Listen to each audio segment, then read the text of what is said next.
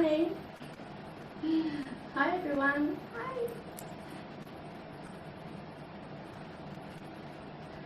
Hi Wayne. Hi Maddie. Hi Mary. We're still waiting on a few people that said they were actually going to turn up, but we've just got to wait for them to come through. Today, just to give you a bit of a rundown, I'm going to be answering questions about the other side, discussing the apps, the software, and also the hardware in apps of communication. And I'm also going to be talking about connecting with spirit the right way, and the difference between ITC, instrumental transcommunication, and EVP, which are electronic voice phenomenon,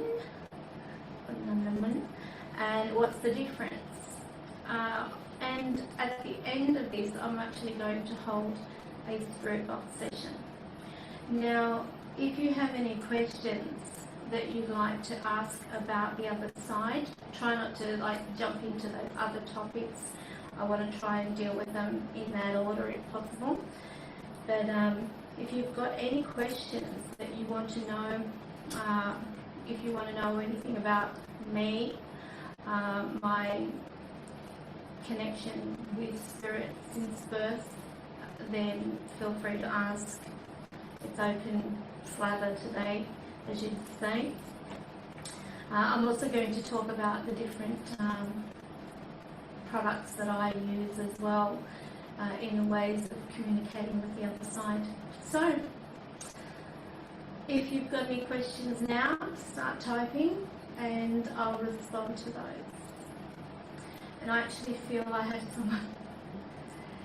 Albert.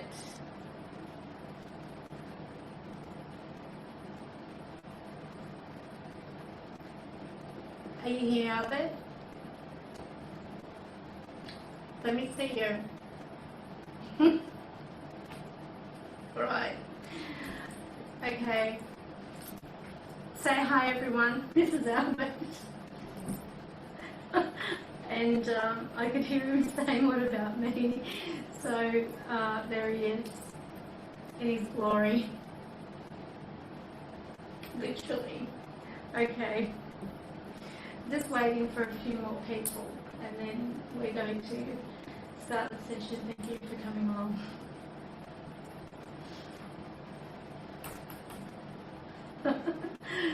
Mary says hi, Albert. Albert, can you wave? I don't know what you're doing. I don't want to know. Are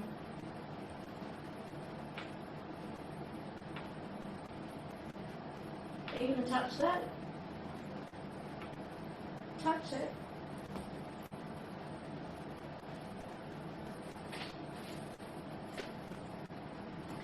I don't know. This is every day. Here we go. Move this around.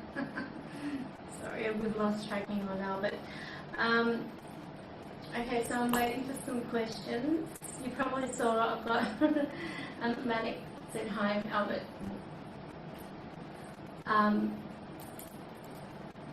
Not as many people as I had hoped. I'm disappointed. But anyway, it's not often that I do these things, so this is what you pretty much get. Not enough advertising, if you want to put it that way. Anyway, I think I might start with any questions, probably a way of introducing myself. I'm a mother of 3. I have a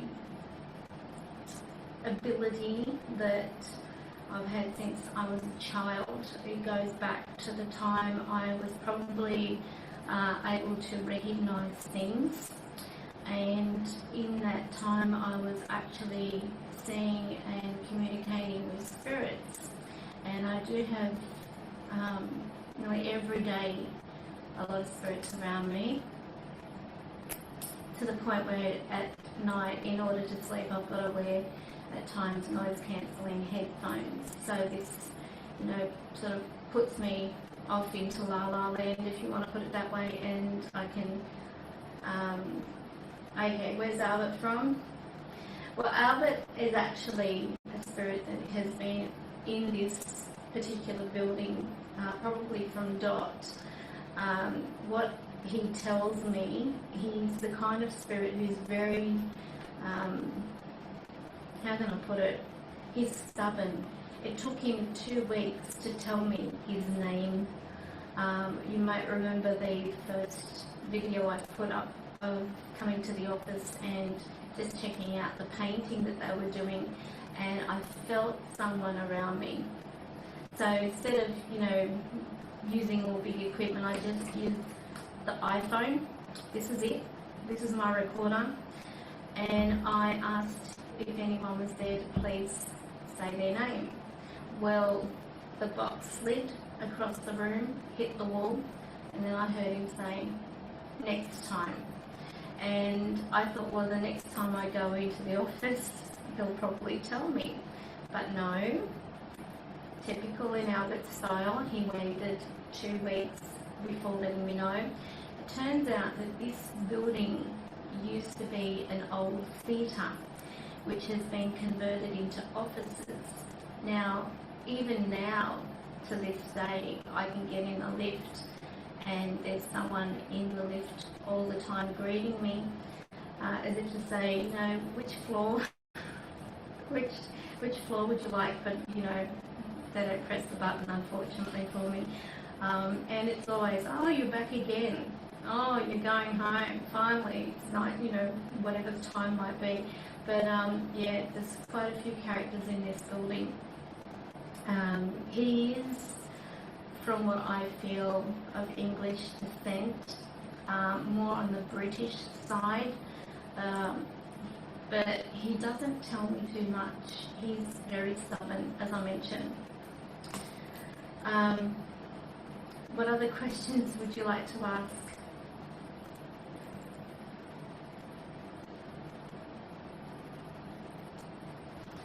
To give you probably my first thing that I can talk about is my first experience as a child, when I realised that what I was seeing was actually something that others weren't.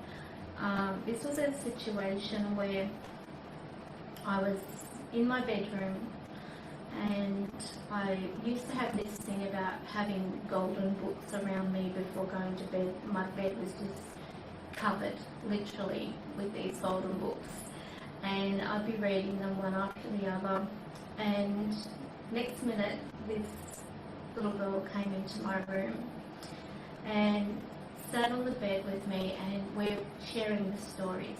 I didn't even think anything of it. And I mean, as a kid, you don't try and make logic of anything. When about maybe, well, I'm guessing time-wise, but probably about 20 minutes, half an hour, something like that, my mother walked in and she said, "Who are you talking to?" And I said, "My friend." And the name escapes me, whatever that girl said. And Mum, she just said, "Don't be stupid," and walked out and shut the door. And I thought, why would she even say that? And me and this girl just looked at each other and shrugged our shoulders like, well, we don't understand why she's being like this. After a while, she went home. Okay. After a while, she went home.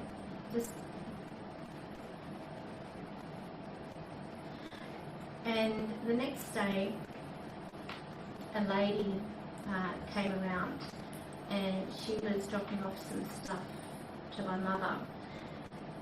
And it wasn't the next day, it was a couple of days after. And I saw the little girl again. And I said, "Can we go and play in the cubby house?" As it turns out, my mother was just, apologising for me and my imaginary friends. And the woman said, "What does the little girl look like?" Well, I told her. And before I knew what was happening, this grown woman drops to her knees, hugging me and crying. especially after she asked what's the name. That was it. It was like, that's done it.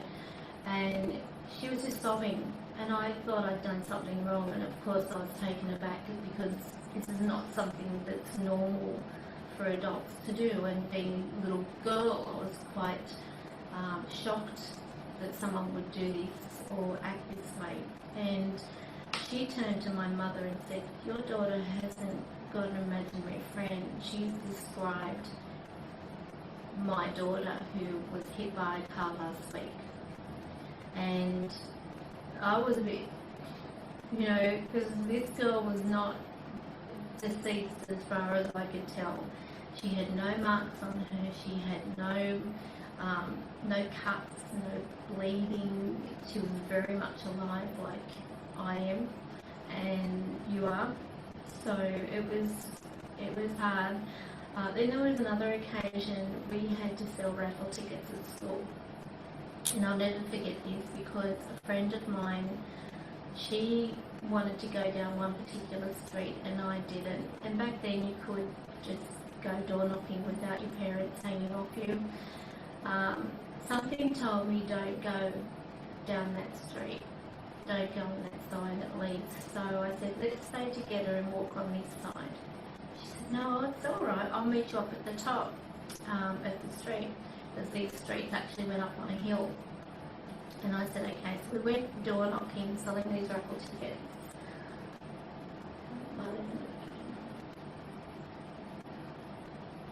Yeah, I believe that, Mary. Kids are very susceptible to seeing spirits, and it's usually, from what I believe, a majority of children outgrow this in time, probably because of adults instilling to them that it is imaginary or it's not real or that can't be what they're seeing.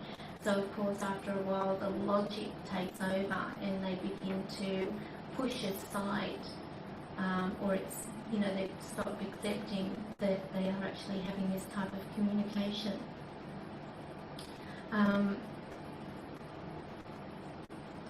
Getting back to that situation with my friend, she was walking down this side. After a while we sort of lost eyesight or eye contact, and I got to the top of the street and something told me I've got to go, and it was the most incredible rush of emotion and fear that I had. I'll never forget that day. Anyway, I go home and I didn't see my friend again. The parents of my friend called asking if she was with me, and my mother said no. She must have gone home or something. And I kept saying, she's not home, she's not home. And I was panicked and no one could understand why. And as it turns out, a pedophile had been released and was living in that street, and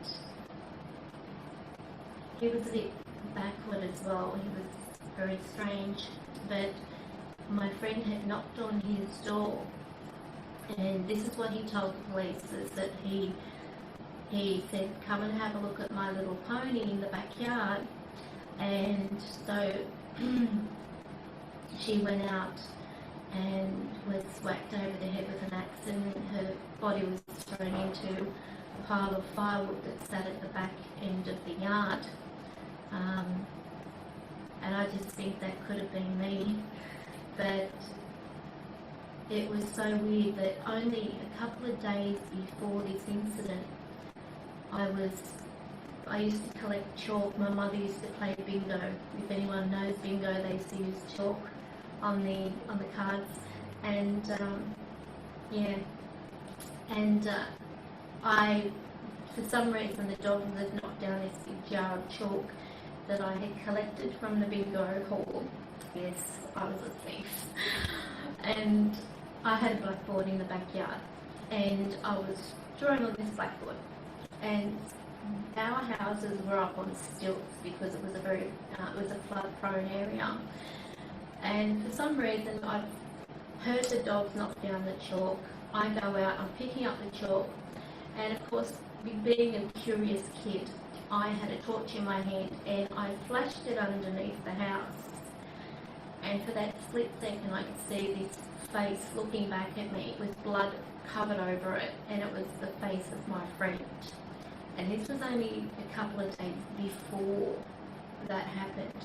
And it wasn't until after the incident, I mean, when I saw this, I was so freaked out. I backed up and fell over one of my dogs that was behind me, ran into the house screaming, "Nana, Nana," and she said, "What?" And I ran into my grandfather's room, and I said, "Pa, Pa," and he said, "What?" And I said, there's a body under the house, there's a body under the house." And they're like, "Don't be ridiculous."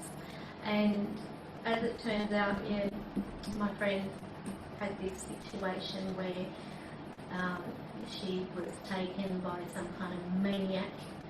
And the weird thing was, he was only, like, where our back of our yard was, his house was 2 doors up from on the other, like, street behind us. So that was another situation. And I believe that it was my guides or my angels. At the time, I couldn't understand the feelings because it's not something that I grew up with people. Sorry about this noise out here. It's not something I grow up with people around me encouraging that. It was taboo. It was a subject you don't talk about. The only spirit there is God and angels, and that was it. You know, it was very religious upbringing. So it was even more difficult when you have those situations. But with that said, my mother loved horror movies, the old black and white Dracula movies and stuff like that, and you know, it was just so bizarre, but yeah, these things happen. Another occasion was the man in the wardrobe who was in my home as a kid. I've had several strange spirits. I had one which was like I don't know whether it was a buzzard or something like that, but some little bird just kept flying into my room. And we did have budgies. My grandmother had this thing about budgies, and they always got lured down this hole in the bathroom. And there was a bath in the bathroom. There used to be like a sink, but the cavity, or where the hole was of that drain, was still open and exposed. So how in the world these budgies got lured down into this drain is beyond me, but it was always really weird, because when you go past that bathroom, you could actually hear sounds coming from that particular hole. And no matter what I said, no matter what I did, no one believed it, because, you know, I was just a kid. As I grew up, I had a lot of experiences, especially with dates. It was interesting. One particular date that comes to mind is when I knew that we were going to be in some kind of vehicle that was quite high. Now, this person had a very small little Mazda RX-3, and if anyone knows the RX rotaries, this was a really small car, but in this vision that I had, it was this big, like a ute or something. And as we're driving, I see this cat, a white cat, fluffy white cat, run out in front of the car. We hit it in my vision. When he arrived, he said, "I've got the work ute." I went, "Okay." And I said, "Just be careful of the white cat." And he was like, "What white cat?" And I said, "I don't know. Just please be careful when you're driving. There's a white cat. I know there's a white cat." So I can imagine what was going through his mind. Crazy woman. I get in the car, this ute, and I'm up high, looking down. I'm thinking, this is so familiar. This is what I've seen already. we are driving along, so far so good. We take a few streets, nothing, and then we're coming down around near this railway, and it was called Railway Terrace, of all things. As we turn around the corner and we're driving down, of all things, a white fluffy cat runs right across from the driver's side, from where the railway lines are, underneath the car. Front and back wheels hit it, kill it straight away. I was hysterical, as you can imagine, being an animal lover. I said, I told you to be careful of the cat. He was like, this is just too much for me. And I think it was the last time I saw him. Maybe we dated once after that, I'm not too sure, but didn't work out, let's just say that. There was another occasion, I met up with a couple of girls down the road. They had babies, and I think I was selling Avon. yeah, I was selling Avon. That's how I met them. Anyway, at that time, a woman had given me these cards, and I really wasn't interested, but somehow I got into doing the cards. As it turns out, hi Swimbait. As it turns out, I had this request by one of them, can you do a reading for us? I went, yeah, why not, just for fun. But I think that was the first time during a reading I had a premonition of someone, you know, as an adult, you know, when in an adult stage, someone that I didn't know, something happening. But my vision was, I could see a lot of cement, I could see a young guy, I could see lights everywhere. Then I saw his body being worked on by two men. They look like ambulance officers. And as they get into the ambulance, I don't actually see them get into the ambulance, but in my vision I saw the guy leaning out the ambulance back door, and he just looked directly at me and he says, I'm sorry, he's gone. And I was so moved by it. I don't even know why, but I started crying, and the girl said to me, what's wrong? And I said, oh, he's gone. He's dead. He's gone. And she said, who?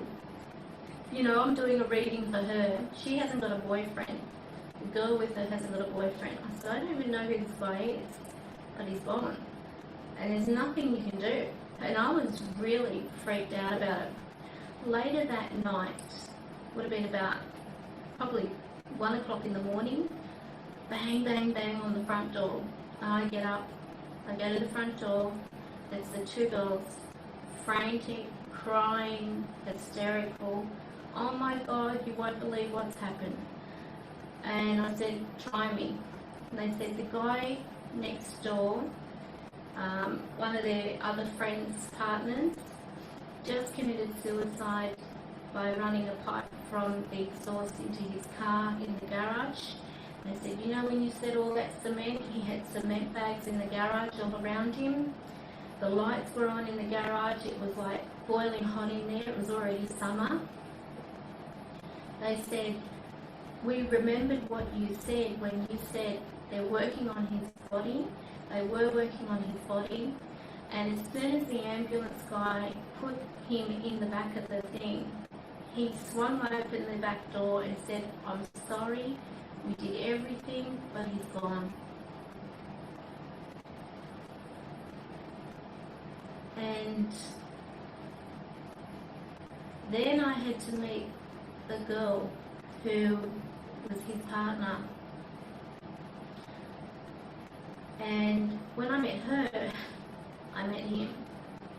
And he was sitting in the room with her. I didn't know what to say. I didn't know what to do. Technically, that was my very first reading for anybody. It was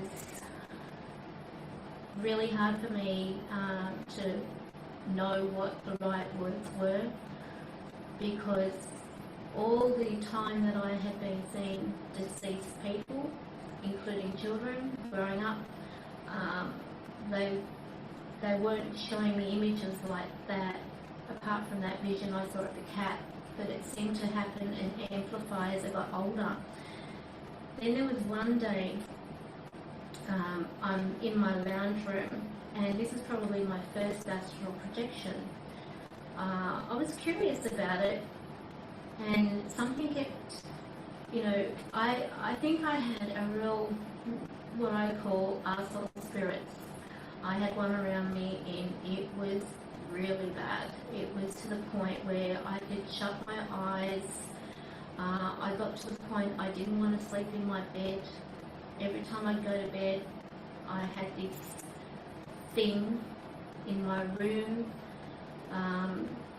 Didn't scratch me. I've never been scratched. I've never been hit or raped or anything like that by a spirit. So it makes it very hard for me to believe when I see these so-called videos of people being scratched and stuff like that. It makes me angry because either one, they have provoked a spirit to the point where that spirit is so ticked off that they've had enough, and that's probably why. I never do that. I allow them to come to me if they want to. I never force them. It's completely and utterly up to them. But there's just so many things that have happened. I had even a situation where I drew. I had this drawing of what looked like spirits floating through the ceiling. That's how it pretty much looks. I'll do a quick drawing to give you an idea. That's me. I'm going to draw a stick figure, by the way. And there's the ceiling, and there's right there coming down.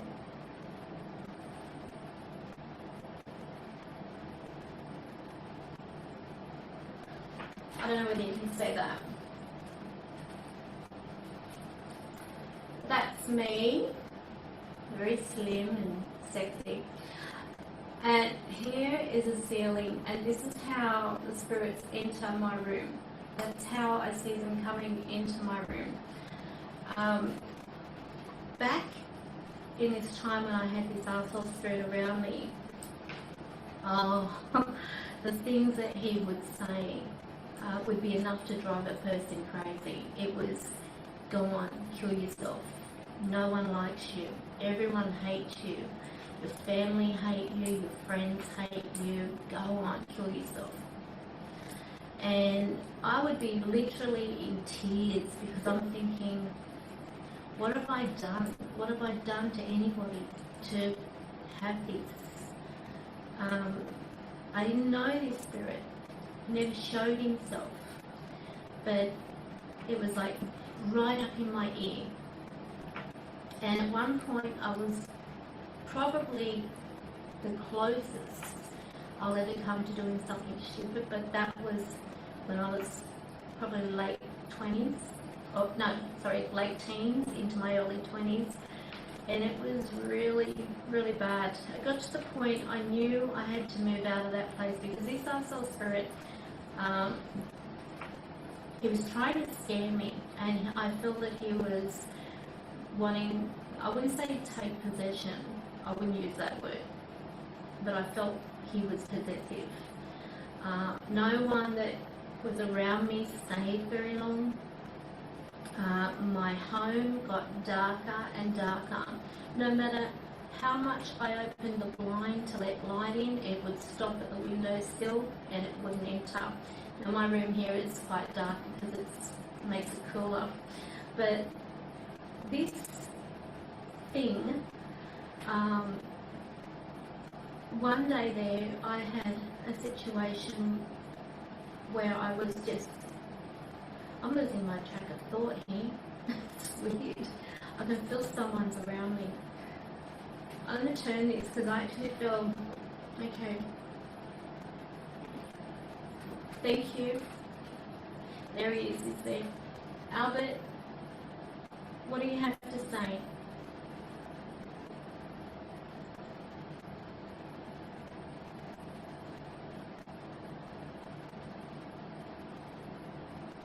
He wants to say hi to everyone.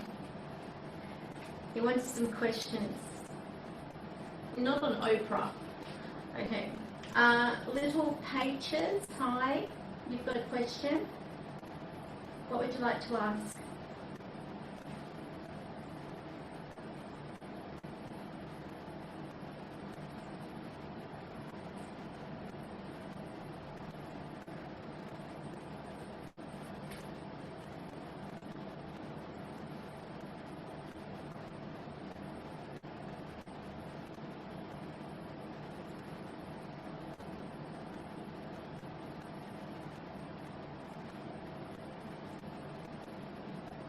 Waiting.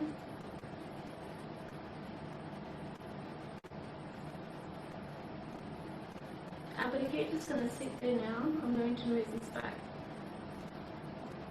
Alright. Okay. This one is losing track of it. Okay. Albert is about 45. Is it safe if several spirits say I love you?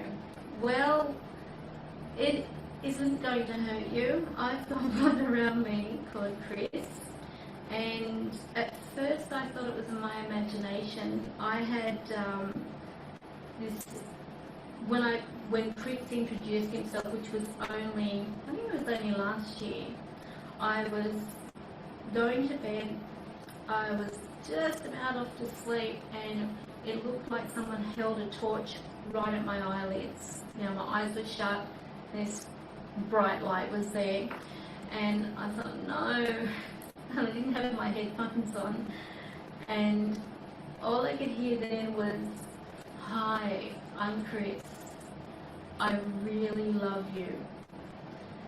And I didn't know the voice, and even though he didn't say anything bad,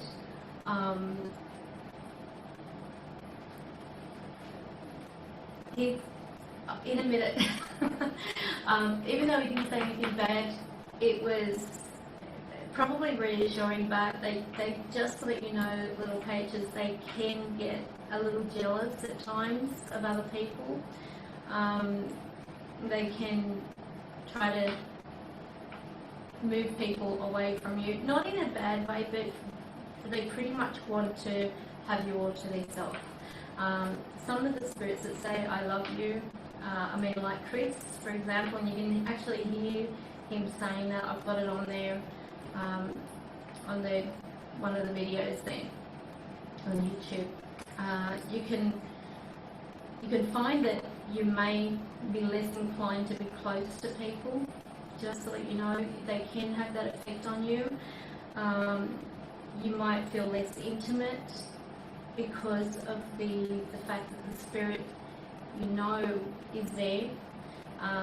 You start to sort of worry about some, you know, intimacy with a partner because of the fact that you don't know whether the spirit is going to do something. I had a situation where my husband was lying next to me, nothing was happening, we were just talking, and it sounded like a freight train. The noise was vibrating, the walls, the ceiling, everything like that, and I said, Chris is jealous, and he said, oh, Chris can go to help. And yeah, after a while, even when he tried to sleep, he couldn't sleep. He had to get up and go out because Chris was making him uncomfortable, and they can do this. And yet my other half isn't a believer, so go figure. He's in denial. He's seen a shadow. He refers to, he thinks it was his imagination, but I know better. He saw one run down our hallway, and he took chase after this thing, thinking it was someone in our house, and he couldn't find anything. So of course, logic, oh, there's got to be a reasonable explanation for this. But yeah, this is not uncommon. Okay, so Albert, are you from the UK? You just put that around. Are you from the UK?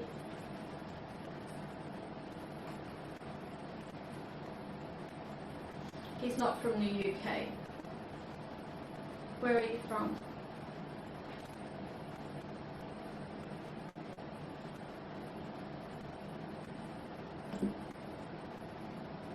I can't understand. Are you from here? I thought you were English. We've made a fool out of me. Okay, he speaks English. He's not English. Okay, my bad. You can move over here if you want to see yourself on here. You want to move over? Oh, it's up to you. Okay. All right. So what was I saying? Yeah. So yeah, it's okay. They say they love you. Now, are there any more questions before I move on? Ask now, or forever hold your peace. Do you want to have any questions about the other side? This is the itinerary. I'm going to answer questions about the other side. Then I'm going to discuss apps and software. And then I'm going to discuss the hardware. And then I'm going to talk about connecting with spirits using ITC and EVP and what's the difference and the best way to do it. And I'm going to hold a spirit session. So, have spirits ever sung to you before? Oh my God, yes. If you've ever watched Ghost and Patrick Swayze is singing I'm Henry VIII, well, they can be very repetitive, and I've also had the ones that try to be funny by telling you the lamest jokes. Some of them are so stupid I'm not even going to repeat them. Like, what if one banana say to the other banana, you're bent? Stupid. But these are usually like these young teenager spirits that come around.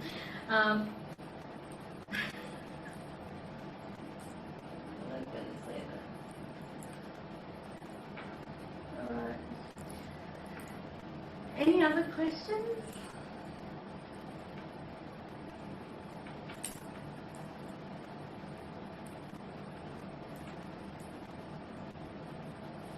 Little Peaches is the only one asking questions. Come on, guys, this is not fair.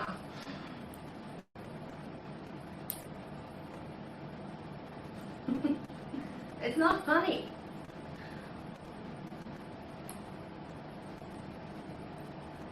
All right. Well, let's talk about. How about I skip to talking about the apps and software? To give you an understanding of the software, these are those apps that you can actually download to your computer or your iPhone or anything like that. To be honest with you, in the beginning oh sorry, why do spirits sometimes say they are so hot? Well, that's a very interesting question, and I'm going to answer it for you. I've asked the same thing because I've had a few spirits that have actually said, I'm hot. I thought it was like, they thought themselves to be hotter than what they were. That's like, no, you're not. But they actually still have awareness of hot and cold. This is because of the fact that basically the etheric body, if you think about it, it's part of your sense to feel heat, and you still maintain your senses when you pass over.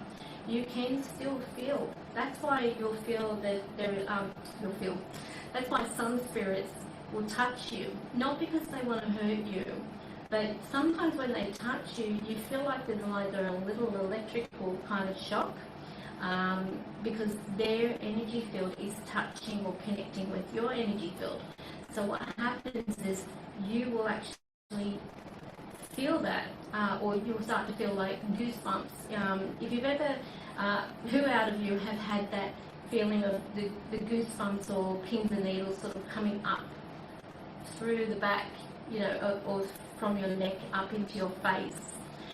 If you feel that, that's usually when they're kissing you, just to let you know.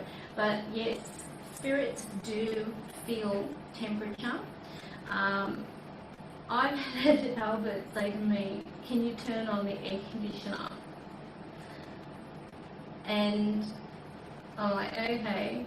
So I'll turn on the air conditioner, but I mean, I turn it on anyway, because I feel the heat, probably because I'm overweight. But yeah, I mean, typically, when spirits, you think about the five senses: taste, hearing, smell, sight, touch. These are things that are all part of a subconscious type of level. So that's where spirit still takes that with them. They still feel upset if someone says something that offends them. I've had spirits say, "Why don't they like me?" or "Why do they torment me?" or "Why do I have to perform?" When you ask a spirit if they can do something. I had a situation once where I used my mobile phone, and I asked Chris if he could stand in the doorway so I could take a photo of him. And he said no. And I said, "Well, can you just appear as an orb?" And he said, "I'm not an effing dog." And I was like, okay, this made me realise where I was starting to go, by asking them to show themselves or to touch things or to do things. I'm thinking, you know what, I can understand how they feel. I don't like to have to prove myself, my ability in being able to read somebody, in doing my readings. I'll do them, that's no problem. But if I'm expected to jump through the proverbial hoop to prove myself over and over to people, it sort of does get to you after a while, and I think I can understand where they are coming from. So I think that's where I also have that connection with them, because it's not nice, when you're just expected to perform, if you want to put it that way. If you do it because you want to. And I feel that's the same with spirits. I have actually found out, though, how they do create orbs. And what they said was, I walked and jumped. No, I jumped and walked. Jumped and walked. And so it seems as though they use their energy to jump and then they walk. And this produces an electrical charge, which makes the actual orb. So there you go. You'll find that usually with one bright orb, you've got a smaller one following. This is actually a residual from the one spirit, so it doesn't mean there are two spirits, it means there's one spirit. Because for each one spirit, there are two orbs. So there's another question. Is it hard for them that some can't hear or see them, like family or friends? Yes, it is. It's very hard. I've actually had a lot of spirits say, "Why do you see me and my own family can't?" And I really can't answer that for them. But yeah, they do. One thing I will say, whenever and I've seen it with people, if someone's sitting there, as an example, and they're thinking about this particular person, usually that's when, even when I'm doing my readings, I'll start seeing these spirits come in. And I will say, are you thinking of a female? And they'll either respond with, yes, I was just thinking of my aunt, or you know, they don't even have to say who they were thinking of. It's, you know, I usually say to them anyway, just say yes or no. Don't elaborate, just a yes or no. Even with my readings, just to sort of add to that, when they come in to see me, I tell them what I feel about them, and then at the end of the reading I say, do you have any questions? I'm not here to ask them and, you know, bait like some of them do out there. I just tell them what I picked up, and then I ask them at the end, do you have any questions? So yeah, spirits, when the person doesn't acknowledge them, or they're doing their own thing. And the hardest thing was for me once seeing a little kid holding on to her mother's handbag. Now, this was an Asian lady. She was getting into the lift, and I said, oh, hello, you know, I mean, I like kids. And unbeknown to me at the time, this woman didn't see this little girl, and I thought, oh my God, what have I just said? You know, this woman's looking at me weird, but I just sort of left it like that. Then I could see the little girl saying, look at me, mummy, look at me. And that was really hard, you know, to see a little kid that is pretty much begging her mother to look at her, but her mother doesn't see her. Not saying her mother wasn't thinking of her, because I believe that when you think of them, that's when they start to come around you even more. You'll usually find that when you're having these moments of a sudden awareness, or you're just feeling like, you know, you've got these memories coming back to you of a certain person who's on the other side. And it could be someone you haven't thought about for some time, and you might even have a dream of this person. And bear in mind, a visitation in dream state, and I'll cover this while I'm here, just making sure you're not writing any more questions. A dream state visitation is one where you are aware that that person in the dream is deceased. That's an actual visitation. If you have a dream and it's not until you wake up you think, oh my goodness, you know, I had a dream about someone, they've been dead for whatever, that's just a dream. It's your mind, you know, recollecting certain aspects of your life and putting them into a dream sense. Because our mind never switches off. Our brain is forever going. You can't just have your brain turn off like that. So that's technically what happens. But if you suddenly feel like you've got someone around you, all I can say is acknowledge it. You know, if it's, you start thinking about your mother or your father, whoever has passed over, then just acknowledge. Just say, thank you for being with me. I know you're not with me all the time, but, you know, you're always welcome. And I love you. Whatever you know, you want to tell them, just tell them. And don't feel stupid for doing it, because they are there. And usually it's when you're thinking of them, that's when they're there. How do you know if you saw a ghost or just your imagination in the corner of your eye? Now, this is interesting because the peripheral vision is more open and susceptible to things than people believe to be so. I mean, you do have floaties in your eyeball. This is a known fact that once they sort of go past the reflector or the retina, you might see what looks like things floating, that type of thing. You've got to distinguish the two.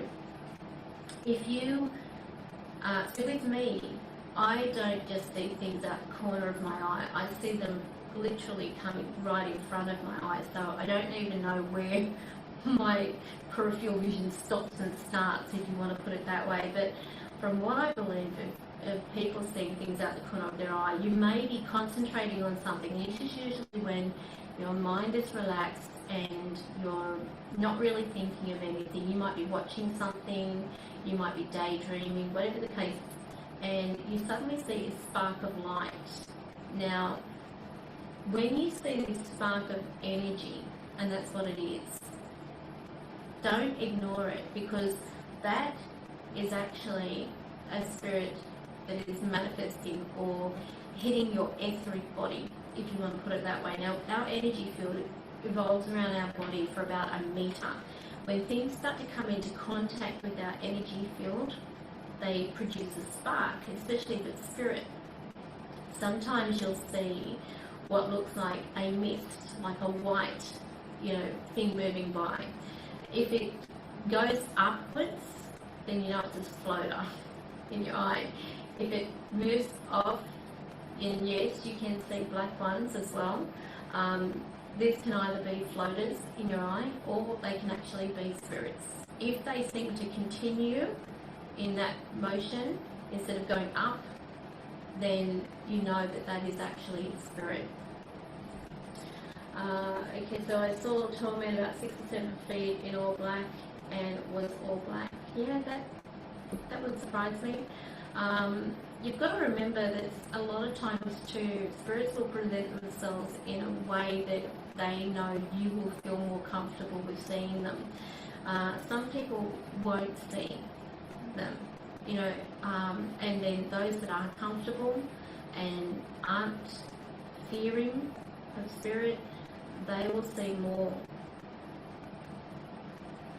Yeah, well, I mean, I can't say what you did or what you didn't see. I know from my own experience and speaking with others who have claimed to see spirits. I mean, I can't speak for other people that say they've seen spirit. I can only speak for myself naturally. But if you are seeing people and they've got character and they've got, dress, like a certain style of dress, a yesteryear outfit, that type of thing. Another thing that people need to be aware of is sometimes if we have been, if you believe in past life, reincarnation, that type of thing, sometimes we will have visions in moments of our day where it's almost like we step into a time warp, and suddenly we're seeing people that are in a different dress to what we are.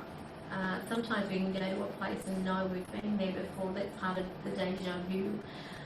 But it's also when we astral project through our sleep, and many of us do without realising it. You'll have moments where you can be either having a little cat nap or something like that, and you'll find yourself having this out-of-the-body experience, but to you it's going to seem like a dream state. Then later on, you'll say, I've been here before, I've been to this place before, it's so familiar, or I know what they're going to say and I know what they're going to say. You might even encounter in your spiritual journey, if you want to put it that way, other spirits that wear these things, and it's through that recollection that you will start to see these ones in either a daydream state or whilst your mind is relaxing. And it's usually when spirits come close to you, when your mind's relaxing. I was talking to my nephew about seeing angels as flashes of light, and during talking to him, he jumped because we saw a flash of light. Was that angels? Well, angels, let me explain something to you. I've had a lot of people ask me this. Angels are usually loved ones that come close. They don't have wings, just to let you know. The guardian angels do, and these are usually ones that are nominated, if you want, like big brothers or big sisters type of thing, to watch over you. And sometimes they can be relatives you've never even met. Now, guides, and I need to let everyone know this is really important. Your spirit guide cannot be seen by any other person. There are some people out there who say they're mediums, and they will say, oh, your guide is this or your guide is that. They cannot tell you stuff like that because it is not meant for anyone else but you to know your guides. And you can communicate with your guides simply by asking them to present their name. Now, it sounds weird, but all you do is you quieten your mind. I don't say meditate. There's no real need to meditate. Prayer is really good. Prayer is very important. But if you just quieten your mind and you say, please God, speak to me. Give me your name. That's all you've got to do. The first name, no matter how trivial or ridiculous it sounds, write it down. Even if you think that you're making it up, you will be given a message which is usually telepathically presented. And that is the guide's name. Now, some have some really ridiculous names, but that is something that's personal and you've got to keep that. So each time you are feeling that you need to, have some help on something, contact your guide. They're just right near you.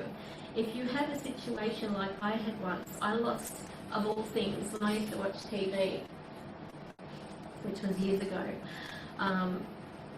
I couldn't find the remote control. And I said, guides, be with me, help me find the remote control. I don't know what was on, it must have been Prisoner. But anyway, I suddenly felt hot, and I wasn't big then, I was quite skinny, so for me to feel hot was like for a reason. But I went to the window to let some fresh air in, and pulled up the blind, moved back the curtain, and lo and behold, on the windowsill was the remote control.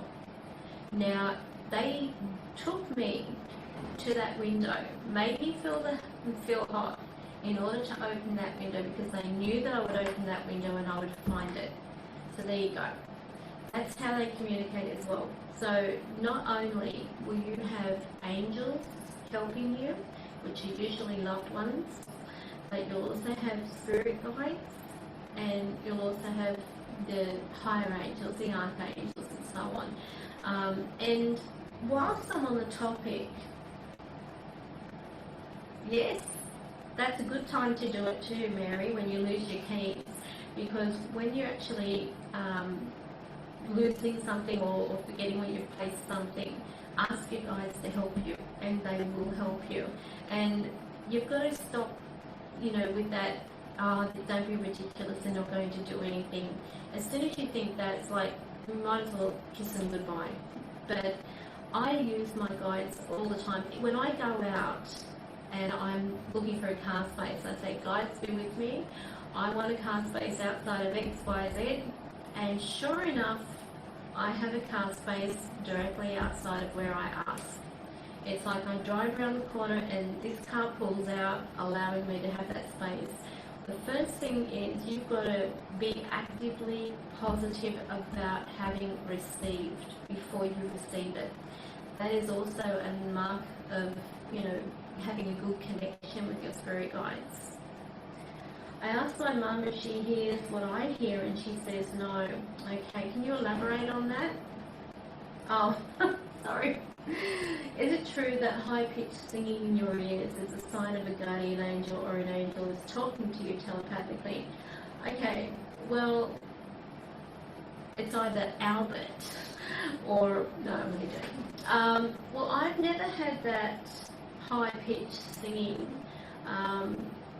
You've got to rule out a few things. You've got to make sure you don't have a midwinger infection. But spirits usually will come to you as you're about to sleep, when you are switching into dream state or going into the sleep REM. As you're about to drop off to sleep, best way I can describe it too is if you've ever had, trying to think of the word, when you've had you're going off to sleep and you suddenly jerk, that's when your astral body is about to do its astral projection, but something draws it back in. Because it's out of alignment with your body, it's going to jerk until it sets in, and it's usually like a falling feeling, that type of thing. Well, that's the same timing that you usually have spirits annoy you or come to you through the evening to communicate, especially when you're going to sleep. I have a lot of them talking around me, and it's to the point where I can hear them, it's constant whispering and giggling and stuff like that, really annoying. But if you do have a situation where you're hearing singing in your ear, then all you've got to say is, please, that is really annoying. Thank you for being around me, but please give me other signs. As long as you speak politely to spirit, then they're more inclined to want to be around you. If you are swearing, one thing I've found, if you swear at spirits, if you call them bitches, or just swear in general at them, you're going to attract the ones with little respect for you. Keep in mind, if you are speaking nicely to spirits, it's like the old saying, you get more bees with honey. It's so true, especially in the spirit world. I never force spirits to do anything they don't want. I ask them if they'd like to help me. I welcome them. I don't say you've got to be gone, because then you can get the ones that are defensive. They're not there to hurt you anyway, so why are you ordering them out? I've had spirits come to me asking me for help, and I need to clarify as well, they're not all looking for help in crossing over. When you hear a lot of spirits say, can you help me? Usually it's either they want some information, or they want to make a connection with the living, or they do want to be helped in crossing over, or they just want to understand what's happened to them. Because there are so many spirits out there, when you think about how many accidents there are, where they're jerked out of their body, they're like, what's happened? I'm not ready. It's the denial process as well, where they're really not mentally or physically ready. There may be cases where the machines had to be turned off, and usually you'll find though that these spirits that have their machines turned off, they're in hospital and they're suffering. The spirit's usually out of the body anyway. There was a case though in my family, actually not just one person but two, my grandparents. My grandfather was in one of those buses that do tours and everything, and he hit his head on where they put these suitcases up above the seats, and ended up with a clot. And one day, because he used to joke around, he'd always be, like pretending to be dead, lying around the house. And we got to the point, the old saying, the boy who cried wolf. Well, that was my grandfather, I'm sure. But anyway, he kept doing that, and we got to the point where we didn't believe him, and he could be lying there, and we'd step over him. And this particular day, he was actually in a coma I shouldn't laugh. He was in a coma in the kitchen, and we're going about, you want a cup of tea? Step over him, we got food, we put the food near him, and after a while, he'd sort of like, he'd get up or whatever, but this particular day he didn't. So it ended up, we found out he was in a 3-stage coma. Well, he was, that's awful. He was in the hospital, and he had to have a trachea, where they put the hole in the throat area, and they had the tube and everything like that. And he was, pretty much, they gave up on him. And we felt really bad, but then he brought this on himself. He used to do all these stupid, pretending to be dead or whatever, and then no one believed him when it was serious. But anyway, he didn't die, but what had happened, he could hear the doctors talking about, using his body parts. They were poking, feeling around where the liver is. Took him in, did all these scans and everything, and he was still like in a coma. The weird thing was, when I went in and I saw him, it looked like, and this was the first time I'd seen like a spirit near exiting the body, but it looked like a balloon on top of his head. And I'm looking at him, and then when I looked closer, it was his face on this etheric kind of balloon, and it was really, really weird. Anyway, it wasn't that his soul was completely out of its body. It was starting to exit, but it wasn't. And he was looking around, and I'm trying not to look at him because it was really uncomfortable. And the doctors gave my grandmother these papers asking her to sign them. And I said, "You can't sign them. He's not dead." And she didn't know what to do because the doctors were saying, "Look, we need the bed. He's not going to make it. He's going to be a vegetable. If he comes out of this, he's going to be a vegetable." And anyway, the next day, my grandmother said to the doctors, "Look, I need time to think about it. How long do I have?" And they said, "We've got 24 hours. Well, the next day, I go in with my mother, and my mother was remorseful because, she was apologising for not leaving here and stuff like that. Next minute, he moved his finger, and she said, "Dad, if you can hear me, move your finger again." So he moved it again, and this time though, when I looked at him, that balloon thing was not there. It had gone back in. So it was like his soul was not out of his body. It had gone back into his body. Then he opened his eyes, and the first words were, "God bless you." Then he started, which was, gives me chills when I think about it, but he was talking about hearing the doctors say that they could use his eyes, that they could use his liver, that they could use his kidneys, and he's saying, after that he's saying, "Please don't let them cut me up."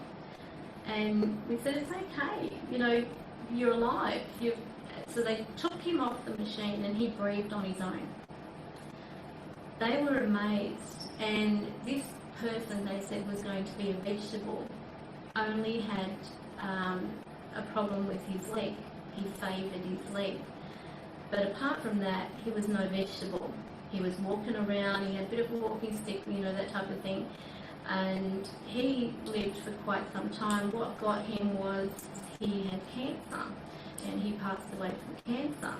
Now my grandmother, she had a situation where she had a heart attack, and they were small little heart attacks. But anyway, each time they worked on her with those electric paddles, whatever they call them, and they brought her back.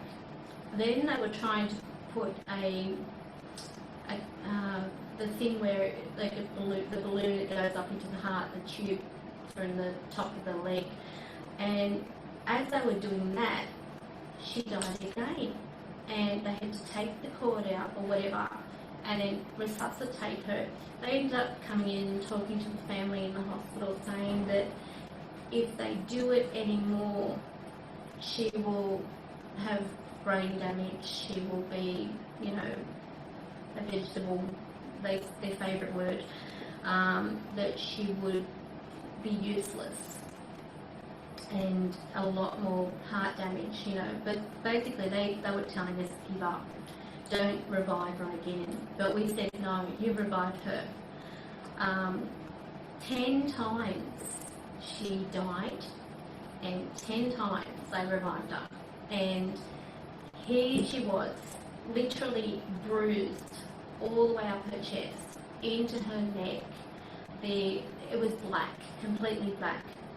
and she was angry because she said she wanted to go.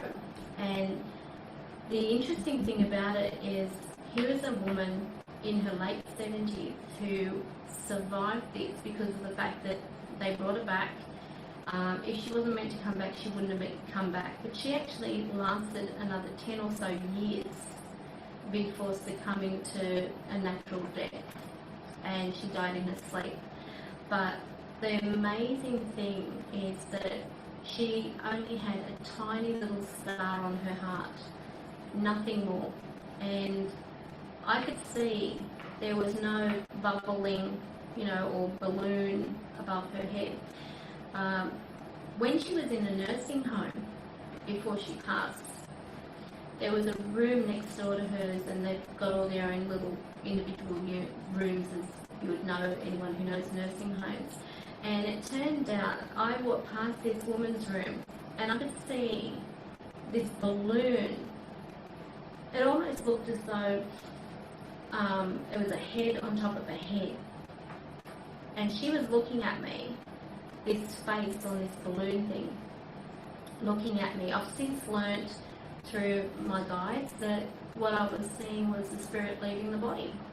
And before that, I had never actually physically seen it. I'd seen the spirit after, but not during the process. But anyway, it was a few days she had started to go off food, because what happens is the larynx, when they start losing their voice, becomes out of alignment from their physical body.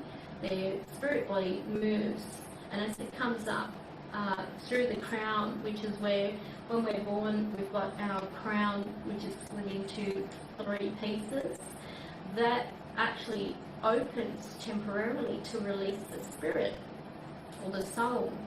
And the soul doesn't come out of here, it comes out of here. This woman's bobblehead, if you want to call it that, was actually sitting there for that full day that, when I was over at the nursing home. And I said to my grandmother, I don't think we're going to have, whatever her name was, very long. She said, no, I don't think so.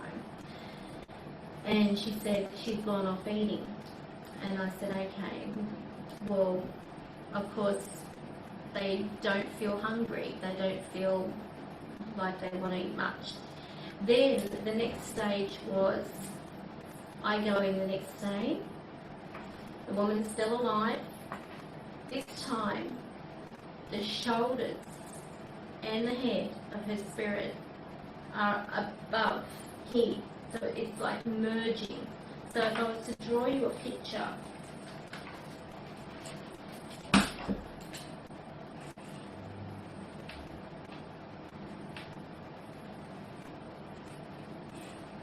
this is very educational, this, isn't it? This is how the soul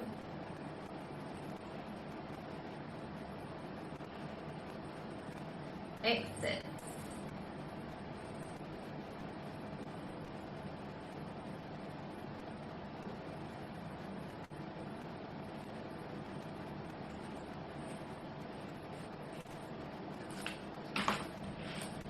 Okay, so there you go.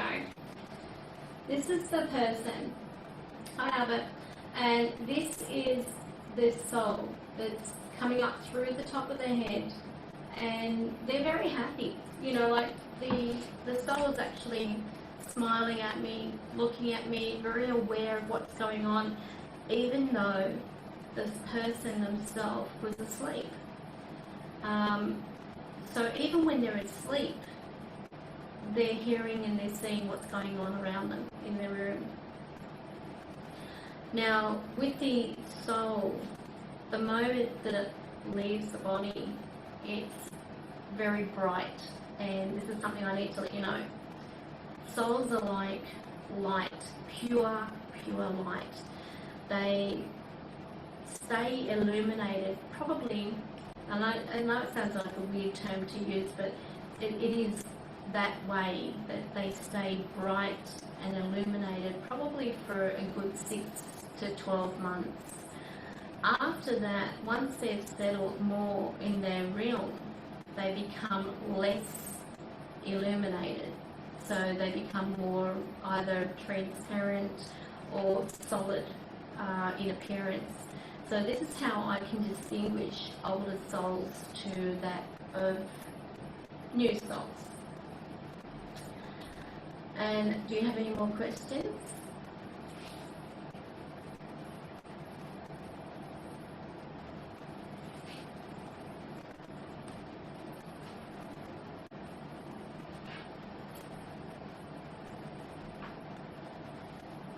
Should I move on?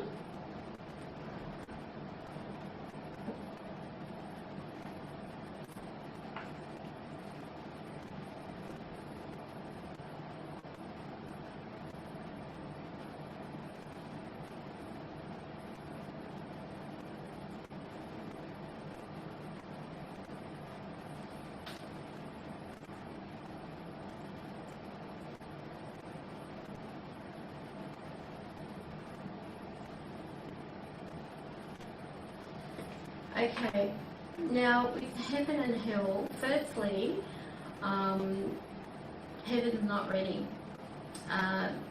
Even though I've had a few spirits say, now we need to go to heaven, the fact is the majority, I feel, outweigh the minority. And there's a new world, but it's not heaven. And what I see plenty of the spirits actually share our realm technically. Their realm is meters above ours. So sometimes you'll actually have, every religion does have their own twist on it, but I don't go on religion. I am actually going from spirit communication because, of course, when I have the opportunity to ask spirits questions like that, when I see them, then yes, I do ask them these types of questions because I'm just as curious. I mean, I don't know what's on the other side waiting for me until I go over, so I ask who better would know than those spirits anyway. But to give you a bit of a heads up, my father, who is now in spirit, told me that there's a whole new world waiting for me, and yet he still crosses into our realm. He also stated to me that he has seen the new world, but he hasn't been in it. He hasn't felt that he can stay in it. Not that it's because he's not wanted there or he's not meant to be there, that type of thing, but I asked him, is spirit, is heaven ready? And he said, no, it's not. He said, it's not ready yet. It's still preparing. Everything is being prepared. And I felt that was a bit weird because I naturally, of course, being Catholic, my background, it was praying for the souls to, I said, is there a purgatory? He said, absolutely not. So that was strange, and that was a shock to him as well. So even my mother has stated that, there's a new world, but it's not heaven. They don't classify it as heaven. This new world sounds absolutely lovely, but the fact that they still share our realm, they can get to see everything that's going on. It's not as though, they can still go to church. They can still attend,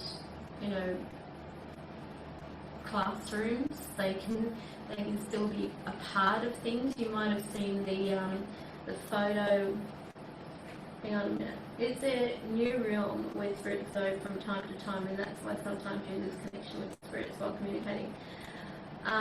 Technically, when you refer to losing connection with spirits, I'm not sure what you mean by that because I really don't. They stay around for as long as they want, and it's, if they want to sort of go and visit someone, they can. The good thing about spirit, from what they've told me, is that all they've got to do is think of someone and they're there. So they don't have to worry about buying tickets for an aeroplane or a train or a bus or anything like that. they can just think of someone and then it's like bang, bang, you know, going from one place to another, just by thought. Anyway, yes, with spirit, they will, I believe, you know, from what they've told me, and I don't want to put my own twist on it either, because they still haven't provided me every answer I've asked. There are some who just completely avoid it. Even my own family on the other side now. My mother's on the other side, my grandparents are on the other side, my father's on the other side. They won't tell me too much because they said I'm not meant to know it all. And now I try getting around it by saying I'm not asking for me, I'm asking for someone else, and they know it's for me. But with that said, the spirits, they will stay around as long as they want. And with my parents, I would love them to be here all the time, but the reality is they're not. They're doing things that they wanted to do. They're going places they wanted to go. So if you've ever had a life where you've never gone anywhere in this life, don't worry. You're going to get to see everything on the other side. One thing I will say though, whilst we're on the subject, is those that commit suicide, it seems as though they have the most trouble finding their loved ones, and they become quite bitter. Now, the other ones that become bitter are the ones that, for whatever reason, be it depression or a person finding it hard to let go, they start to, get that spirit thinking that they've got to be there all the time. When they visit their grave, or when they're talking to them, and the spirit feels an obligation to stay until that person is moving on with their life. But then by the time that person has moved on with their life, the spirit becomes scared of entering the light. Now, a few times I've actually asked them, why don't you enter the light? It's just a simple process, isn't it? And they say it's not simple, because every time I go towards that light, it moves.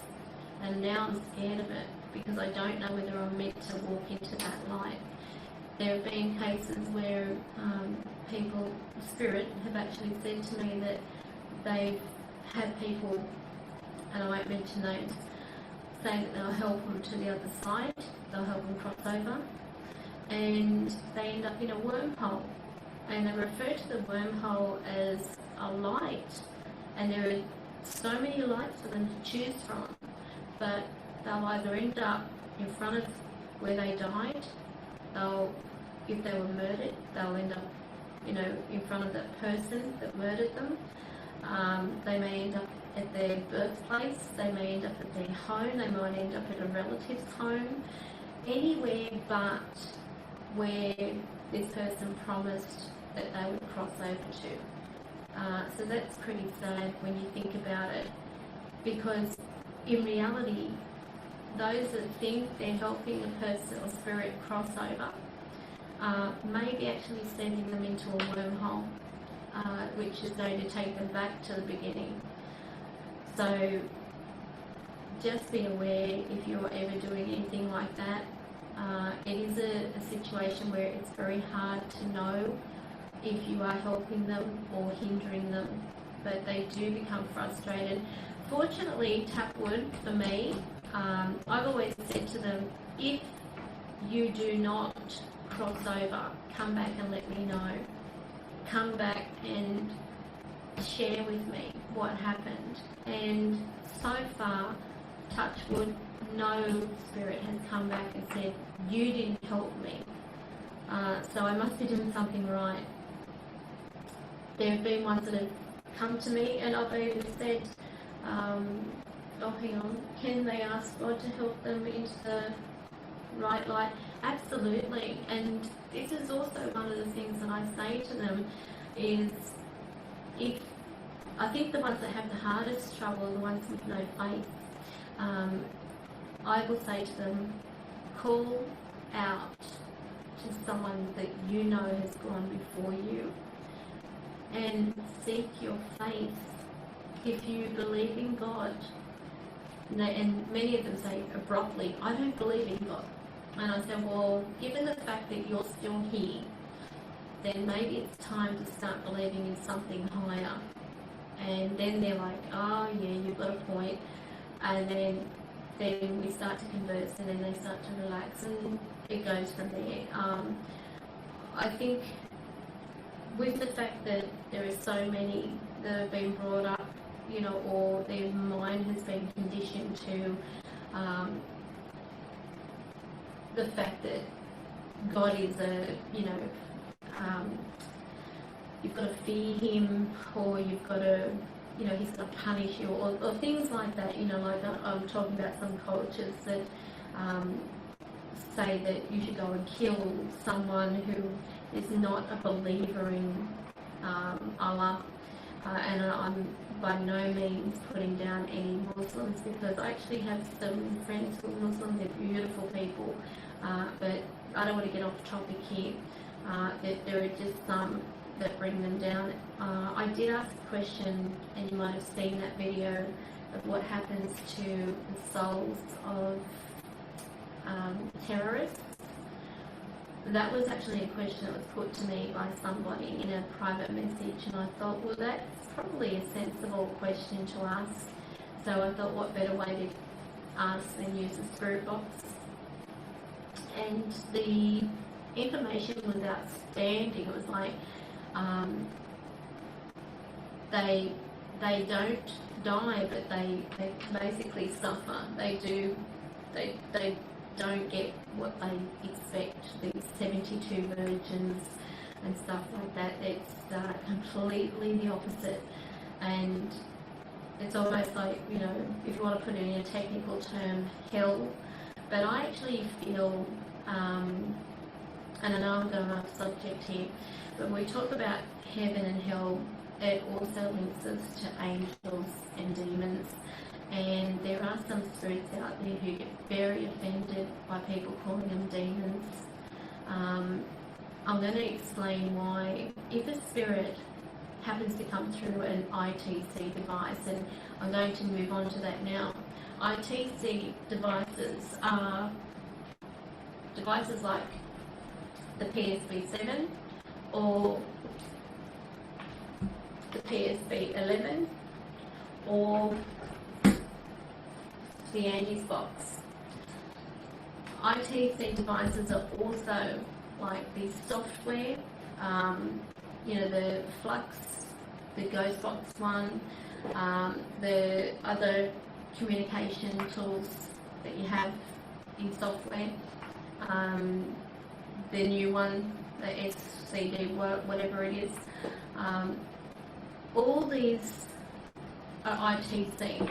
Anything that uses some type of sound bank or radio suite or whatever the case may be, that is ITC, instrumental transcommunication. Now you can get varied forms of instrumental transcommunication. That can be seeing or hearing. These are the two things that instrumental transcommunication offer. Now, there are cases where you may see a spirit manifest itself using smoke, using fire. You might catch photos of a face in fire. Not all of them, I need to let you know, are spirit.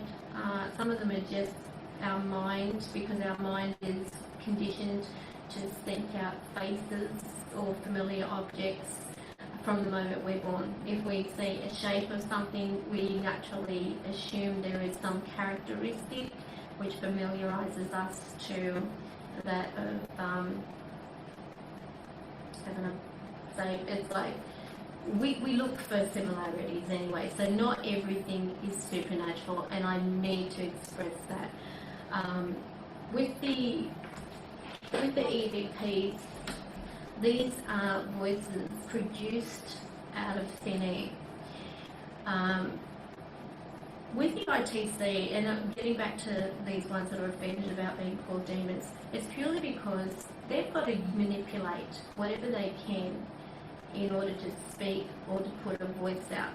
Now, if, for example, what comes through is a spirit who sounds croaky or angry sounding, or it's like this noise, it doesn't mean they're demons. They are trying to use whatever means possible to communicate. Now, you've got to remember, the spirit no longer has a voice box. They don't have the same voice box or the same cosmetic build as what they did in this life. They can present themselves, they can allow their body to shape and form to how they looked in this life. They can wear similar outfits to what they did in this life. I feel that the amount of spirits that have come to me saying, I'm not a demon. Why am I referred to as a demon? I'm highly offended. And I'm like, I didn't call you a demon. Like, no, not you. But why do people call us demons? And they do get angry. And it's the ones that are, especially when people go out and they ask for communication and the spirit tries to communicate and that person does not have any mediumship abilities or anything like that to physically hear them, the spirit gets frustrated and might throw something, or they might knock something, or, whatever the case may be. You've got to remember, if you were a spirit, and this is what I say to people, think of it, if you were a spirit, you're on the other side, you've got someone who you can make a connection with, you've got the opportunity to, and you think, yes, this person wants to make contact with me, and they start to ask you to give them a sign. So what do? You try, and it takes a lot of energy for you to give them that sign. As soon as you give them that sign, you might knock something and they're like, oh, what was that? Oh, it's a demon. Imagine how you'd feel. And especially if you're trying to manipulate a voice of a radio sweep, it's sweeping at 50 milliseconds or 100 milliseconds across radio stations,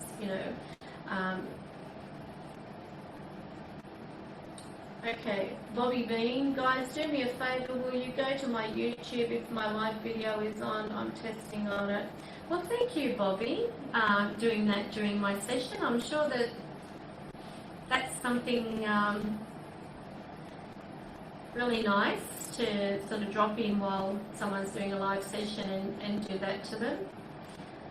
Okay, whatever. But anyway, if you just want to do that, fine. I'll just sit here talking to myself. But someone is going to be educated, and that's what I'm hoping today to bring to you. So those that do want to stay here, please, think about it. This way you're going to benefit something, hopefully, when you're doing a communication with the other side.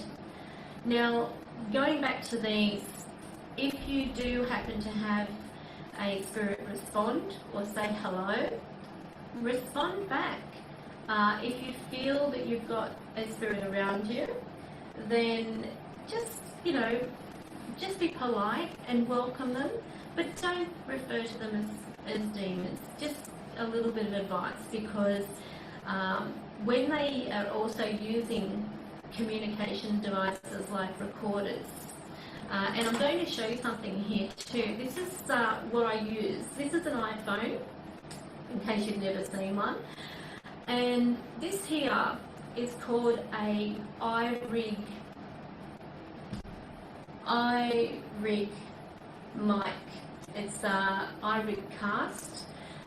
It just simply slips into there. This is my mic.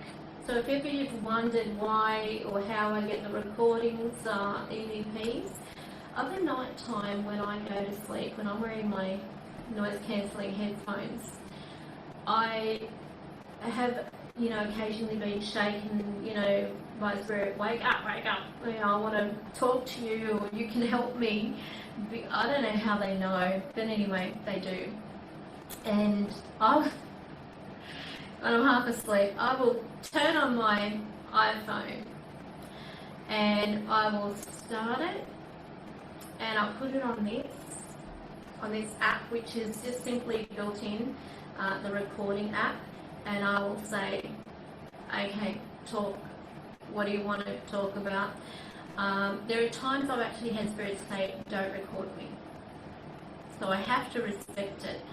Usually the ones that say don't record me, it's not that they're being nasty, but they must know that I also upload audio to YouTube or what have you. So out of respect, I won't. And it's sad in a way because there's so many really good communications that I have, and yet they don't want me to put that up. So I have to respect that.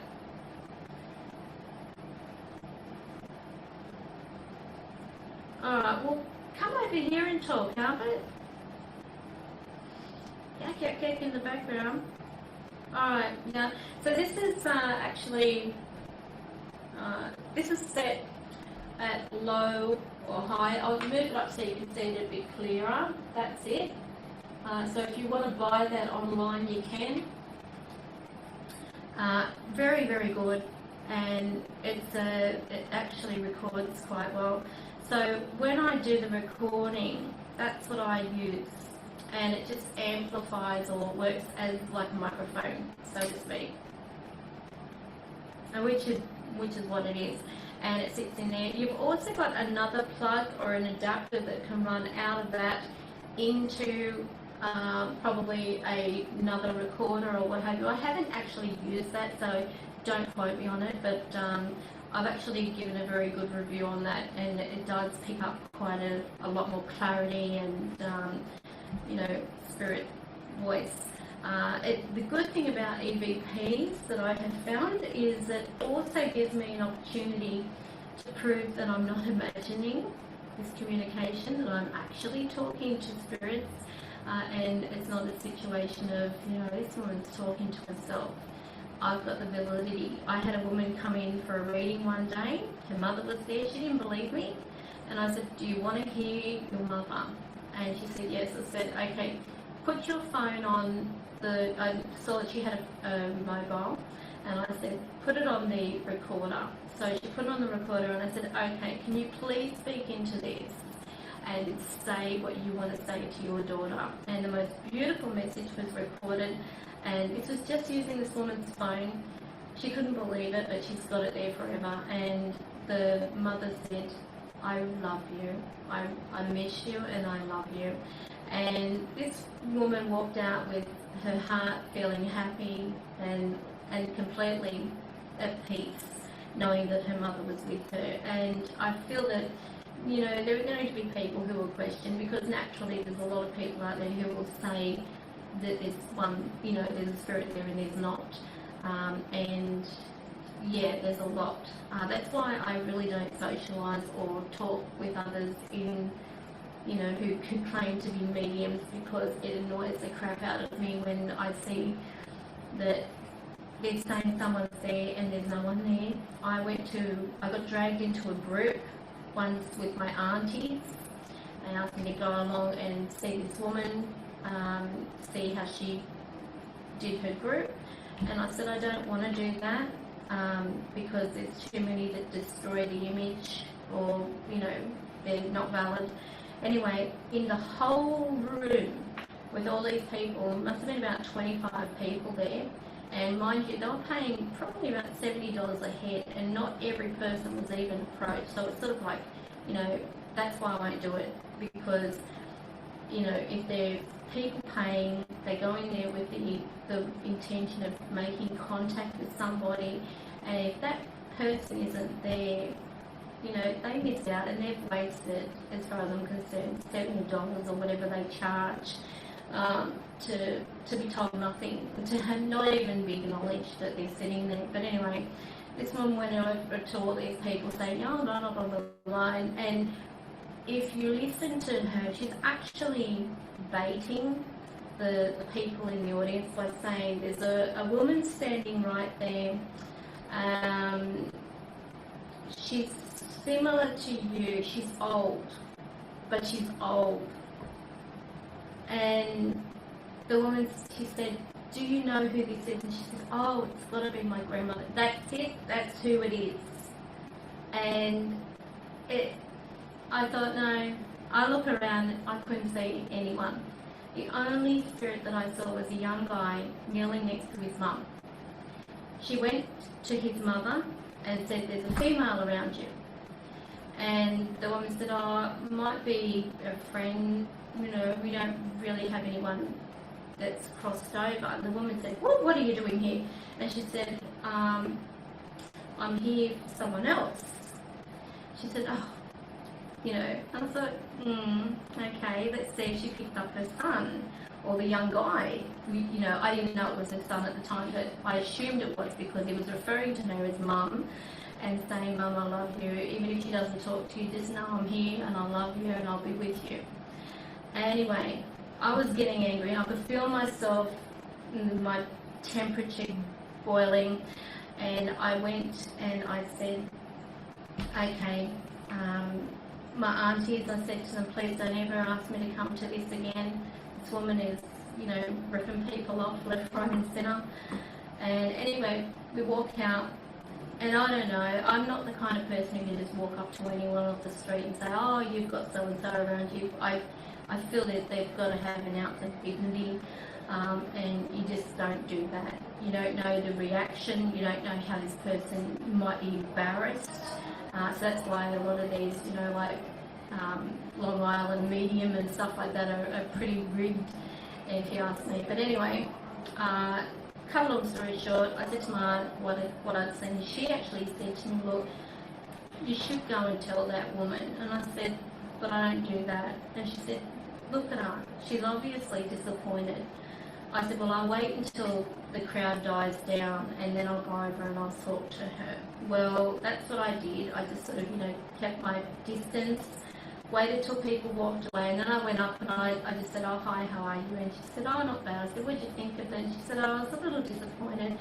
And I said, okay. I said, I'm just going to, you know, before I go, I'm just going to tell you something. And I don't know whether you were asking, I said, but I'm sure that you'll know your son was with you and he was saying that he loves you and he's not going to leave you, and even if she didn't acknowledge him, that he just wants you to know that. Well, this woman wrapped her arms around me crying, saying thank you so much, that's all I wanted, that's all I came here for. And to me it was a really good feeling, but that's the last time that I will ever go to one of those sessions, especially seeing what people go through. It's hard enough. But anyway, getting back to spirits and so on, when you are hearing them using their croaky voices or what have you, keep in mind when you're holding a recorder, they are actually using your energy field in order to produce sound. So some of them will come through very clear depending on how smooth your energy field is basically. You might have heard some of my recordings where it sounds like it's like a they're drawing in air type of thing. This is actually because I'm holding my iPhone and they're coming in close, and as they come in close they're using my energy in order to speak. So it helps them. Another thing is also this device, and I'll just hold it up to the camera. This here is what they use in spying. Not that I'm a spy, but if you have a look at the end, there's also a plug there for the headphones, and there's a plug there for the charger or to connect to another device. Now, for the headphones, you can actually have that run with a cord like this. Plug in here and plug the other end into a speaker. Now, not much is going to be heard through this, but I usually would plug that end into a recorder, if anything, not so much a speaker, because on this you're not going to hear anything, even if I turn it on. So I've got that turned up. Oh, you can hear something. Like, okay, but this is quite sensitive, this mic, and this will allow any energy. So if there's anyone who can come up and talk into this. You want to say hi? Okay, I don't know whether you heard hi. Or was like hi? Okay, so that's just turn it off. That's another way where spirits can actually communicate. Another thing too, and you've probably seen these, are we? These little sucker plug things with a mic in the end. Now, these are used when, say for example, you're getting harassing phone calls. You get this, you pop it on the end of the receiver like so. You plug this bit in your recorder, and as your person is making harassing phone calls to you, you can actually record them. But of course these days it's inadmissible in court if you don't tell the person that they are being recorded. So these are also used as a means of communication. Now you can stick this, it sounds nice, on one of these ITC devices. You plop it on the front. Now they have a very short suction on these things, probably because of the material, so you probably have to lick it. So you put that on there. Then what you do is plug this into the end of a recorder and you set the volume low, really low, so you virtually cannot hear anything. Now what you're doing is allowing the spirit an opportunity to manipulate the noise or the internal noises, and its voice will come through. Now, Mary's niece, who I contacted, this is what I did as a means of communication.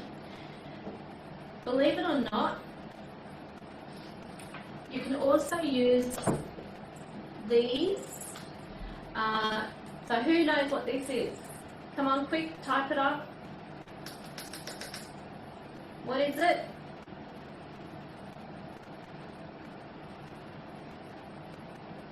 Who knows the name?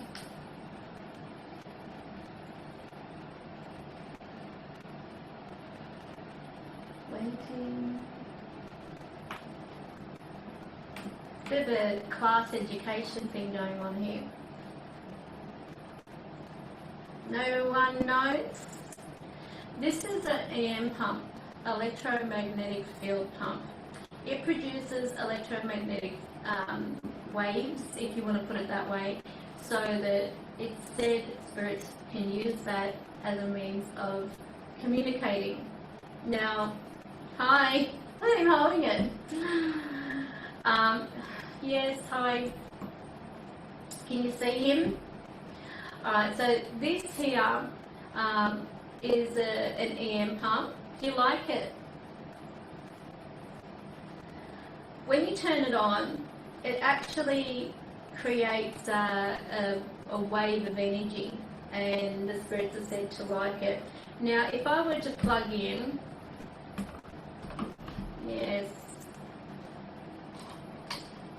Alright, so I'm turning on this. Stop swearing.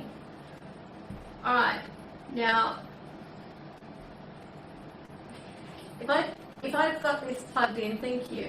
Alright, if I've got this plugged into here, this thing here, I'm going to show you the noise that this makes. Now, first of all, this is what it looks like. Now, these are blinking, but it's very, very rapid. Now, this is the noise.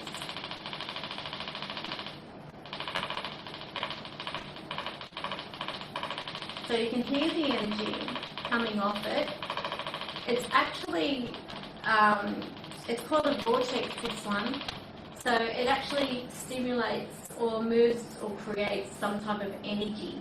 So there's your energy. Now the other one you might be familiar with, there's this small EM pump. This is by Digital Dowsing. When you turn this on,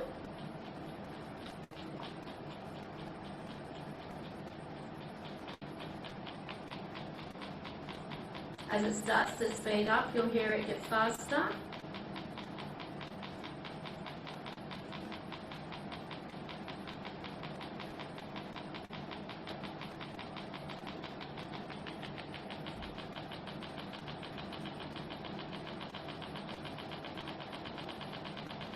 Hear it? And then it'll slow down again. Okay, now I'll turn that off. Now, I'm going to turn this volume thing off. There are other ways of communicating with spirit. And all it takes is this. Who can tell me what this is? What is it? Come on. It's it's a cup. A plain, simple cup. Now, you've probably seen those ones that do instrumental transcommunication using big bowls of water. I just get a good laugh when I see some of them talk about, you know, all the equipment that you've got to use. And they get these big dishes of water and then they put it inside another dish and then they fill it with the water and then they splash the water with the light over the top and, you know, they record for about 30 seconds and then they, step by step, take, you know, stills of that, if you want to put it that way. Well, the ITC method I use is just a cup. I fill it with warm water, warm tap water, and I do the light over the top, but I usually put the light off to the side and then I do the swish swish thing. Now, I'm going to see if I can find the photo. I think it might be on here.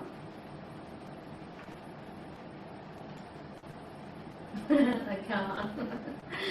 Alright.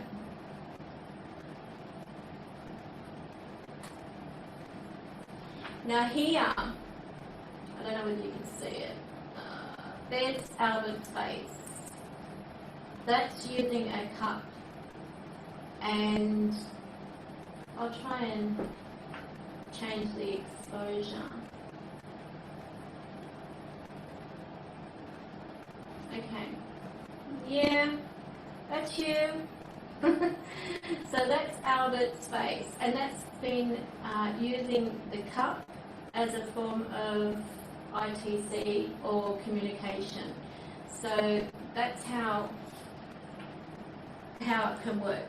You don't have to use a big bowl, and it's a really good picture of the spirit.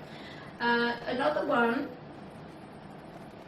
let me just try and find it for you. Looking. If you've gone to our page on the Psychic Studio on Facebook, you can actually see the folder with ITC, communication and so on. So it gives you a, I don't even know where to look, hang on. No. This is all foreign to me, I don't know. Oh, hang on. I might be able to find the photo. Okay, here's some OTC communication.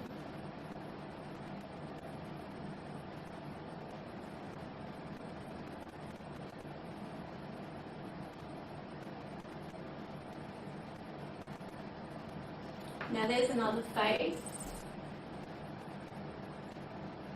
just in the center of that screen. Now it's not you.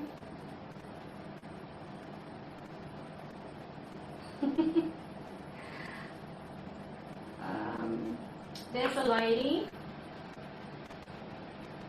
You can see she's got a shawl on. Not sure how that's turning out. You can come back. There's another one. It's a man wearing a hat and a jacket. And remember, this is all inside of a cup.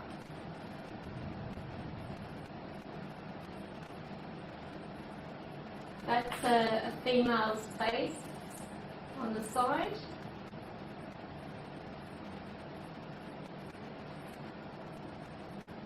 That's a dog, someone's little puppy. So yes, spirits of animals come through. And then we've got other forms of ITC. I want to show you something as well. This is actually a bottle of perfume, and in a darkened room. Now, there's no light source in that room at all. Stop it.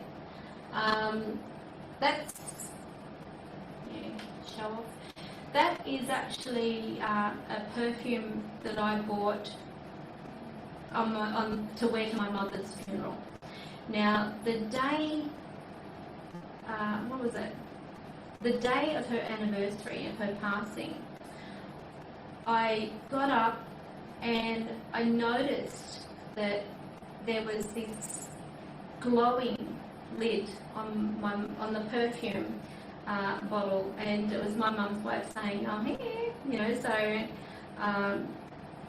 that was really weird. I mean, I should have even thrown that perfume out because the bottle was empty, but it was just so much of a, you know, a reminder of that occasion of going to my mother's funeral. So basically, ITC is using water.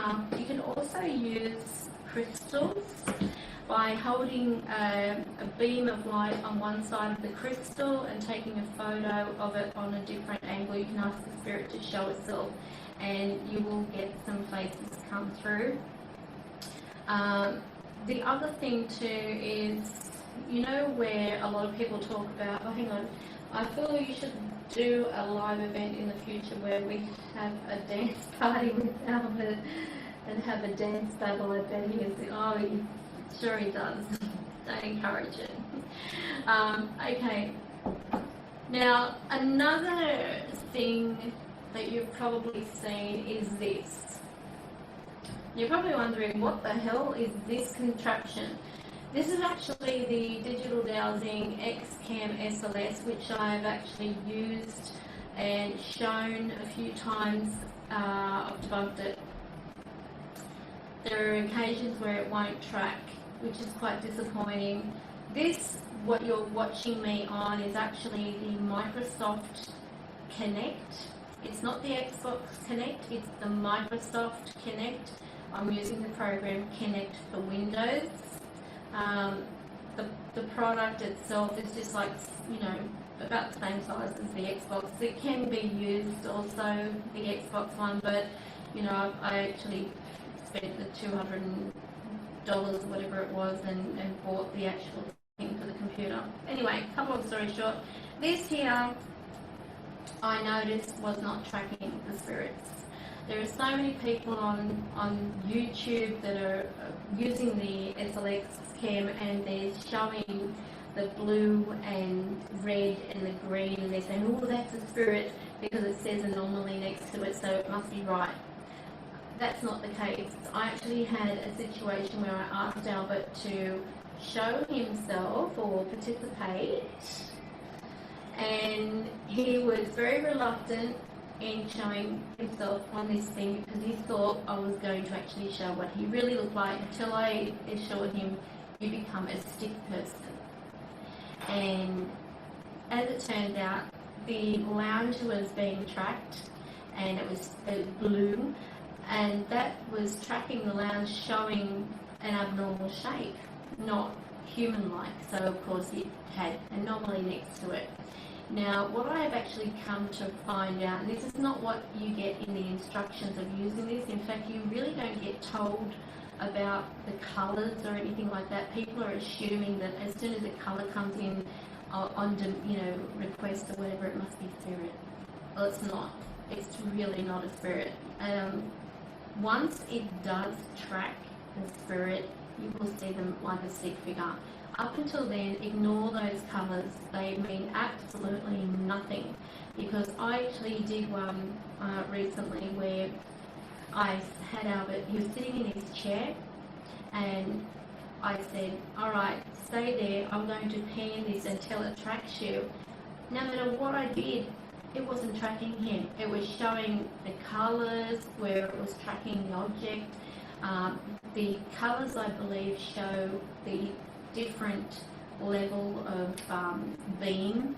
So wherever the beam is hitting. Now, I'm not technically minded, but from what I've seen from it, because of the fact that I do see spirits, and it's not something where it's just, it's not something where you're just having the tracking pick up the object. Those colours are actually showing wherever that beam or the distance is bouncing back into this thing. So it shows the depth and the levels of whatever. But anyway, I'll turn it on just to show you. When you turn it on, it's actually a little laptop or notepad, whatever you want to call them, jibby whacker. Now, I'll turn that on. There's the desktop. It's actually linked to my desktop, so it actually shows the same image on the background. This is the program. So I click on that.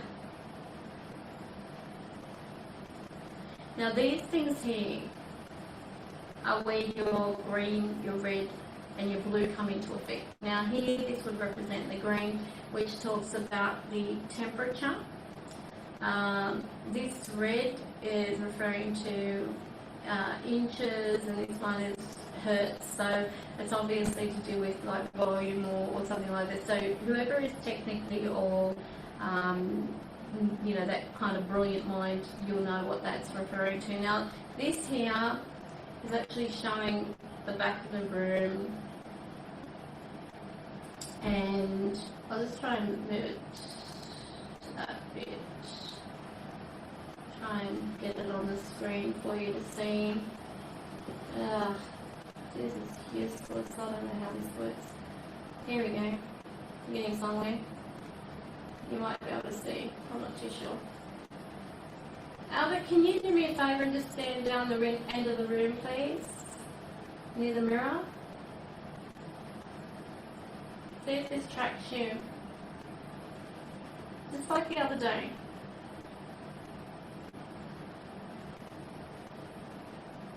Okay. Now there's that green. That green is actually showing, it's saying anomaly, but what it's actually doing is bouncing off the wall. Now Albert, come beside me if you can. Stand beside me. Probably have to tilt this down a bit. This is hopeless. Alright. I really didn't plan for this too well, did I? Okay. There. Albert, show yourself, please.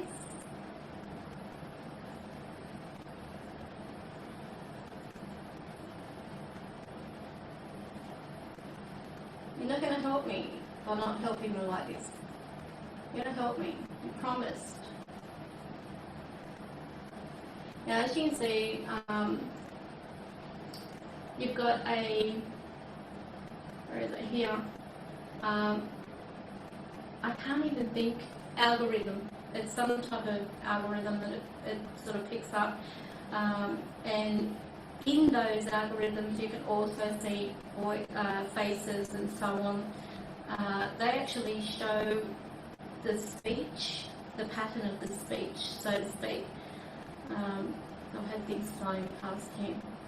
So this is technically it. That's all you see. I think it'd be great if they had a dual screen, one that showed things like the normal background, like on the Connect, and for that. So when you have a look at this screen here, you've got your normal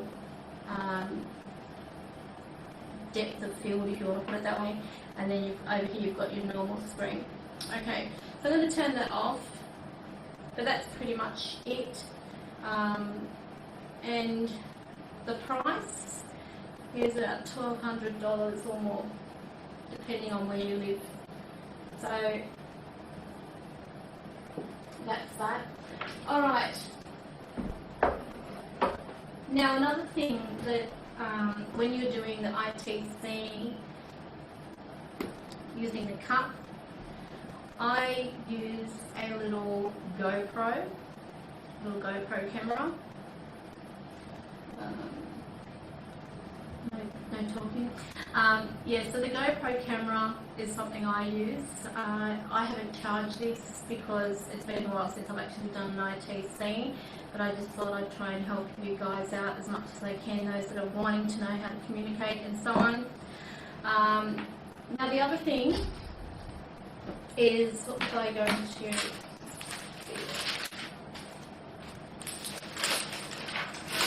Excuse me. Alright, now with the hardware and the software, with apps and so on, they use the radio or internet radio or sound banks, and as I mentioned, they are not EVPs.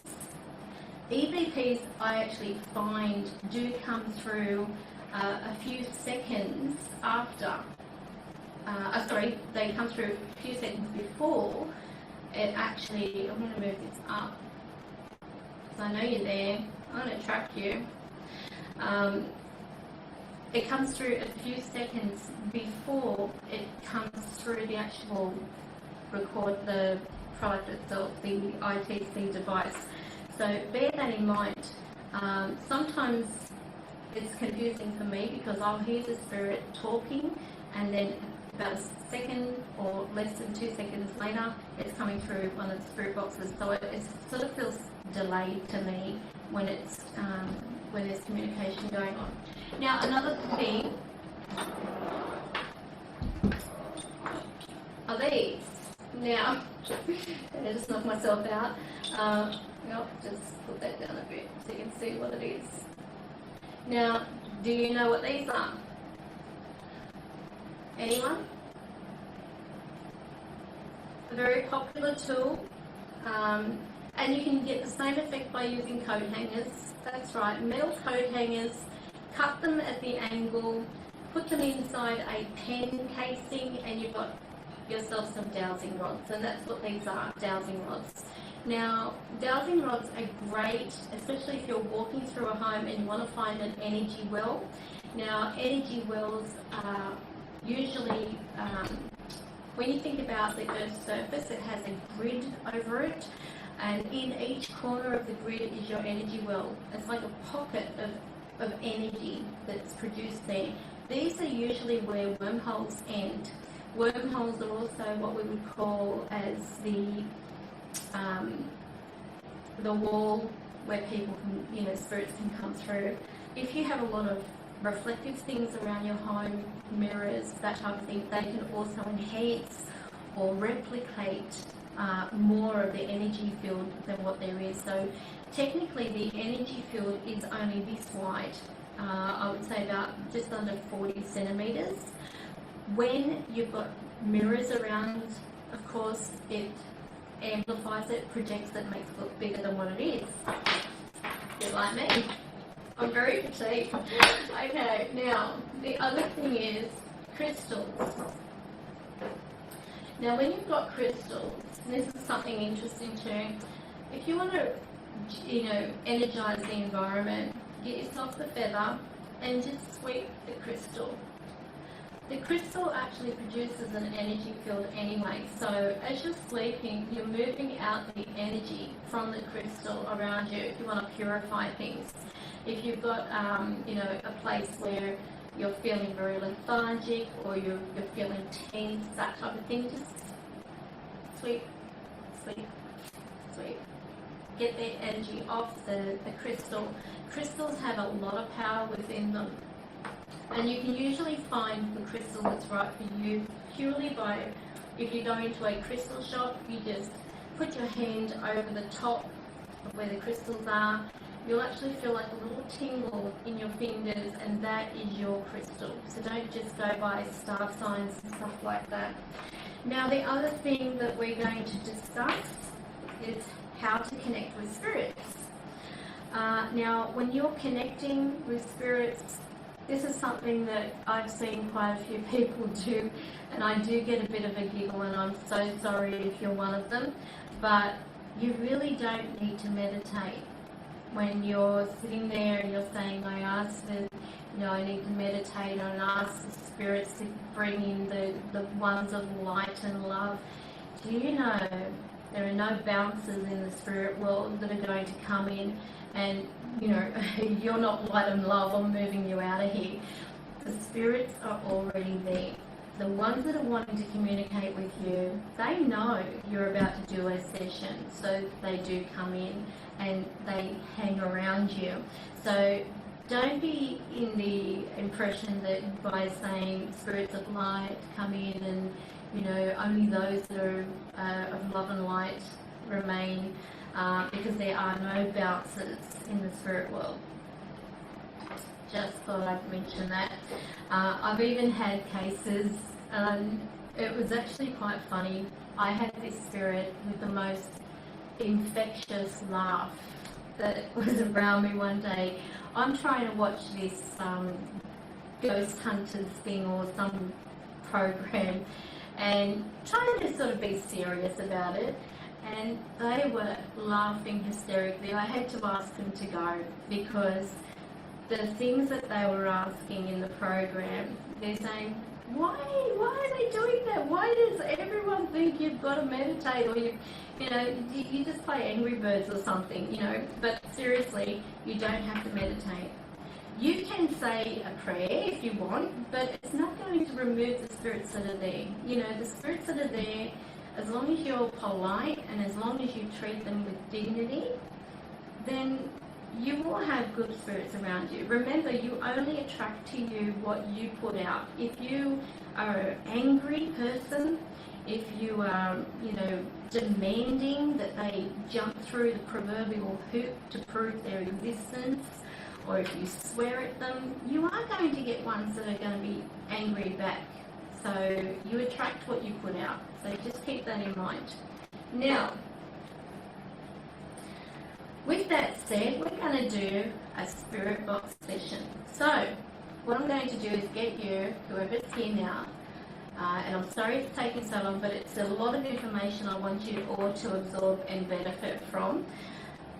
Start typing a name, and what I'll do is I'll ask, and as I said before, I never promise that they're going to be there. I can only try. But, there's a question. What do I think about Ouija boards? Now, Ouija boards are only a game depending on your attitude. If you go in with anything, treating it like a joke, if you walk into a cemetery wanting to make a connection only to get a scare or to get some type of thrill out of it, you'll get that. And you jump at your own shadow.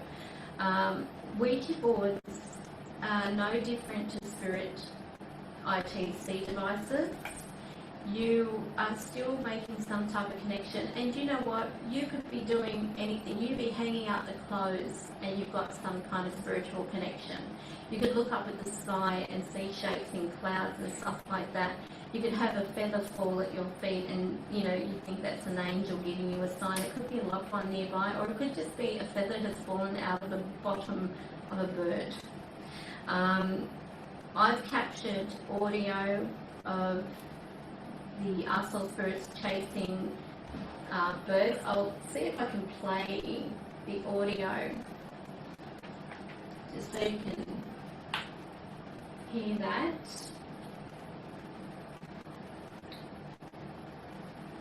Bear with me for one moment.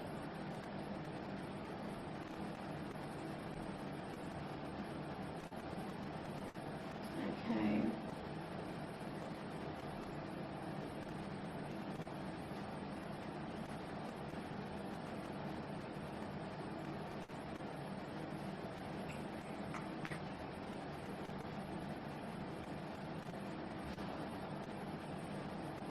Yeah, this one is the spirit saying get the bird. So, itchy nose. Alright, so I'll turn it up a bit. Oh, it's annoying. Alright, so this one you'll hear the arsehole spirit saying get the bird, and then you'll hear the bird fly off frantically. So if ever you wonder why birds suddenly spook themselves, it could be that they're getting spooked. So here we go.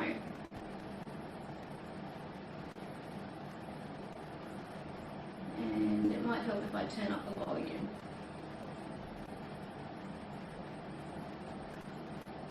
Okay, let's try this.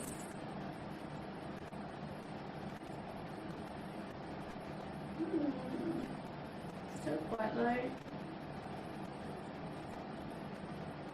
You'll have to forgive me for this.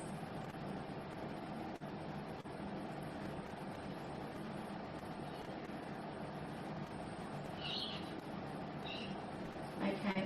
Well, look, if you want to have a look at it, I will, if you go to soundcloud.com/Kaz-Marie2, I'll actually put that in there, or I'll actually copy the link and paste it so you can go and listen. Okay.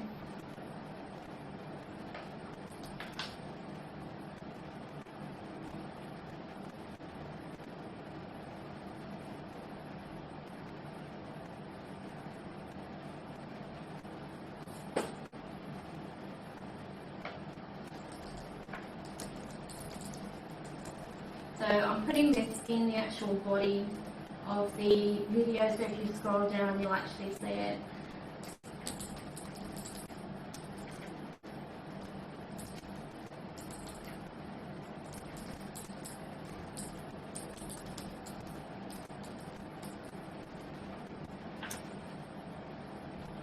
Okay, so when you're ready you can go and have a look at that.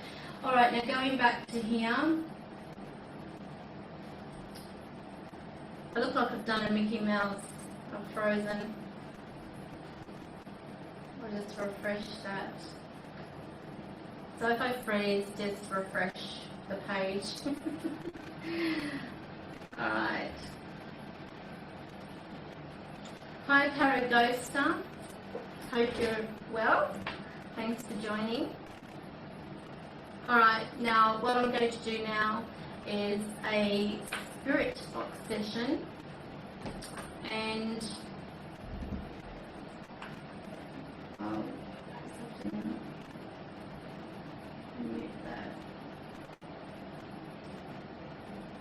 Alright, now just to make sure you can hear me okay, can you please just make a note if you can hear me, because I'm not sure how the audio is working on this, to be honest. I mean, it's only like, you know, over 3 hours worth, and I'm asking about if you can hear me or not. So if you can just say, I can hear you, that'd be great.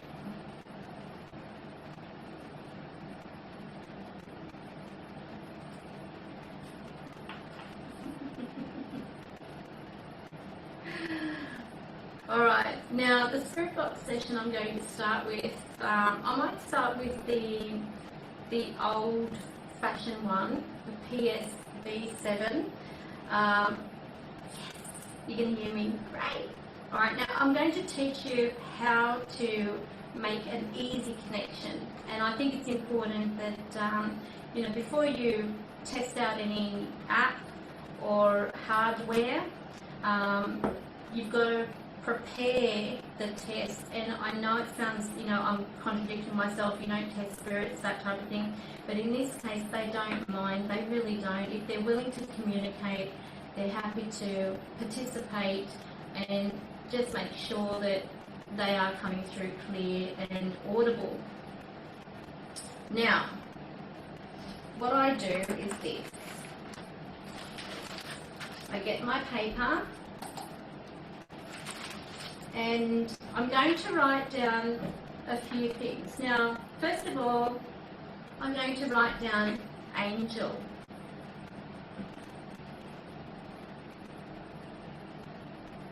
And you can write this down as well.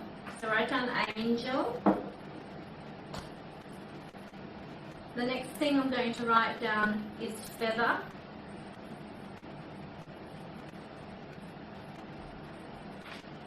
Okay, so there's the feather.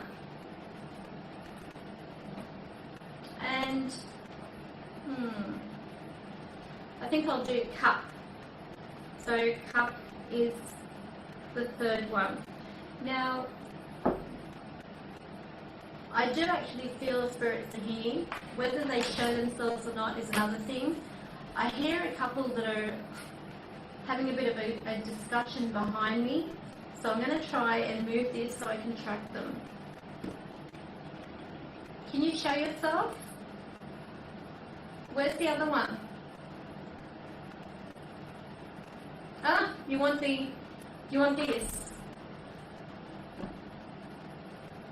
Do you want me to use this one? Okay, I'll use that one. Alright. Now you might actually see him go in the box. Spirits do that, just to let you know. Okay. Now there's 3 words that I've got here. Angel, feather and cup are the words I want to hear being said through this device. Do you think you can do it? Try and use the words to have that come through. Okay. Here we go.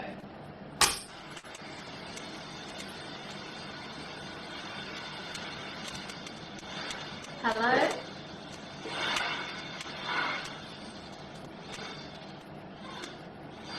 Now this first word I have down, can you say that please? You don't want to? Can you hear the spirit box okay? Can you please let me know?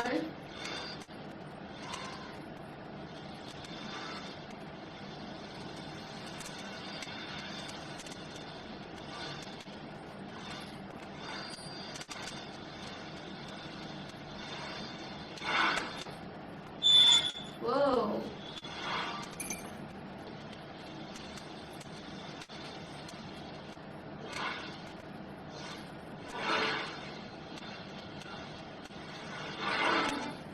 Can you say the first word I have written down here?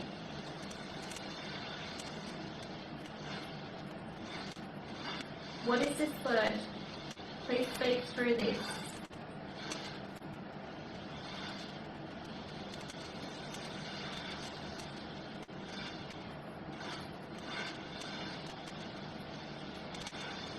Alright, what is this? What am I holding? What is it?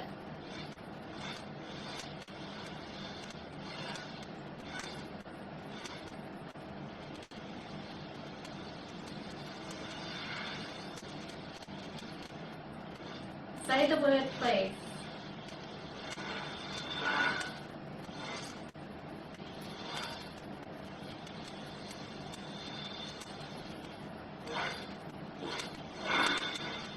Did you say angel? A bit of feedback on here. See this bit at the back, can you talk into that? Say the word.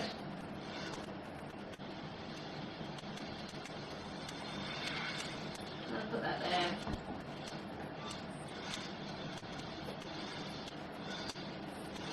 Come on.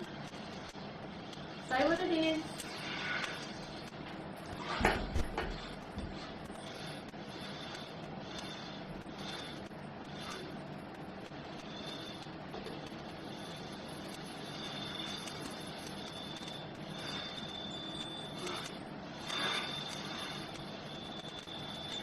take off this. Oh. What is it? Angel. You said angel? Sorry about the screeching, guys. What I'm going to do, I might plug this in. So I have the external speaker. See if this makes a difference.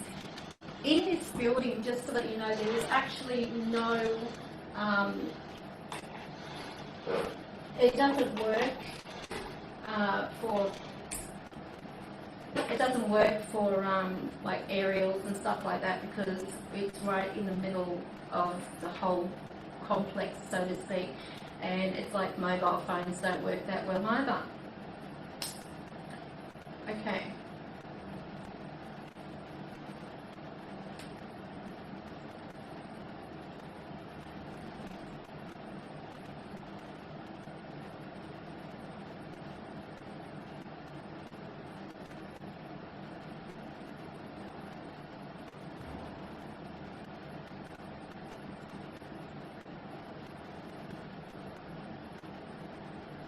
This is so weird.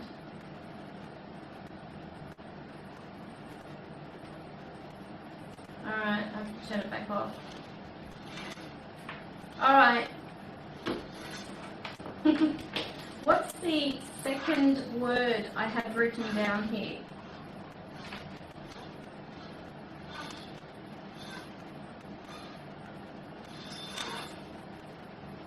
Can you say feather? Okay. Alright. Can I hear the third word? What's the third word?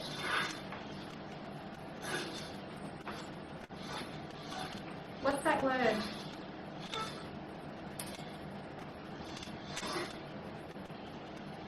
You're not helping me. Alright. I'm going to turn that off. Okay. I think I need to fix the settings on this, because I was getting a bit of feedback as well through it, so I don't want that happening during the thing. I think I'm going to go with my original suggestion, which was here. Now I'm going to move that over. Over there. And I'm just going to slide this down. Now you can stay or you can go. Now this might lose tracking of him, as it does. Okay. Now that shows you he'd already gone, because basically when it loses tracking, you can come back if you like, but it's up, it's completely up to you. But over here, my desk is covered with stuff at the moment. Now I'm going to turn on the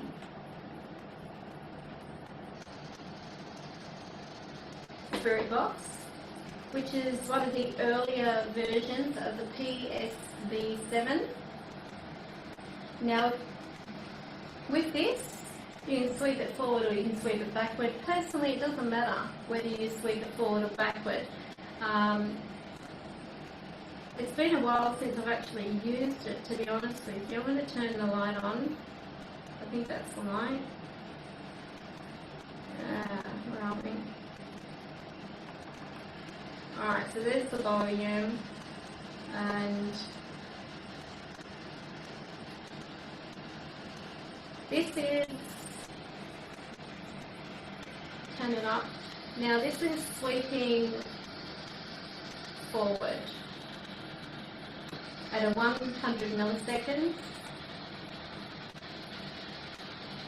Okay, I have to stop it, start it again. I want to have the volume up more. Now the funny thing is with this, and you get so used to it, especially on the PSV11, that the volume is on the back, which is quite annoying with these things, because you like to see that as well. So I'm going to sweep it now. Now can you say the first word down that I have on this paper? Can you say that? The first one.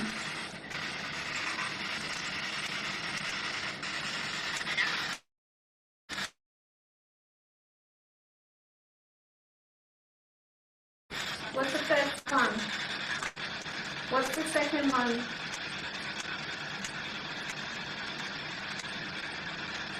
Can you say feather?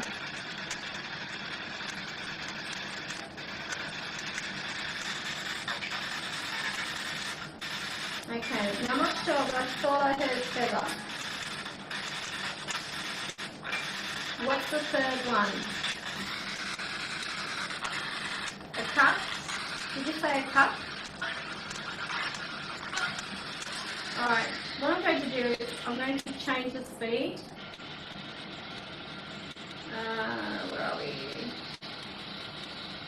I'm setting the speed to 250 milliseconds. I really appreciate you helping me. Can you say the first word that I have down, please, again?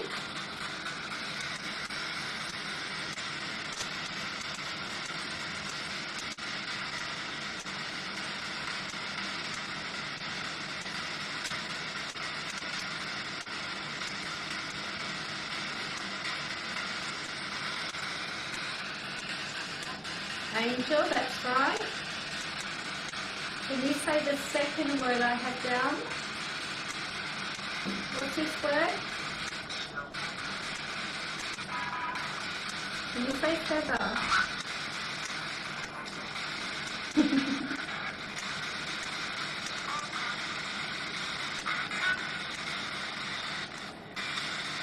Can you say the last word? Cup. Can you say cup? What is it? Use this to talk through. I want to have a chat, but not right now. Can you? I will chat after. Can you just speak through this just to help me out, to show them how it works?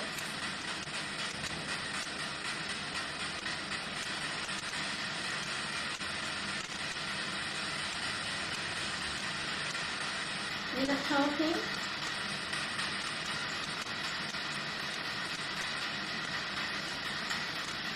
Okay. Because I wouldn't have a chat. Okay. This is not for chatting. But what I'm going to do is give you all a chance to... I'll turn this around now. I'll give you a chance to ask for somebody. And then what I'll do is use the spirit box. Now, I'll just unplug this.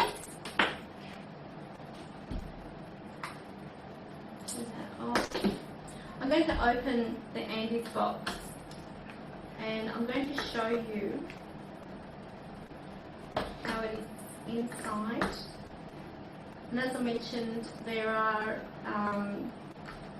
times with the Andy's box, because there is no real reception here, I don't know how it's even really working in here, because it doesn't work that good in here. But it's not meant to just have radio stations do the talking. It's actually meant for the spirits to manipulate the voices and the sounds. So I'm going to turn this on. I'm going to turn it up.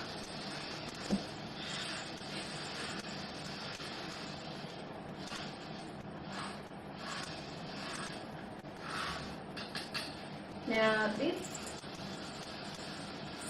noise is really annoying, but not as annoying as the sweep that goes through. That sweep that goes through on the other box.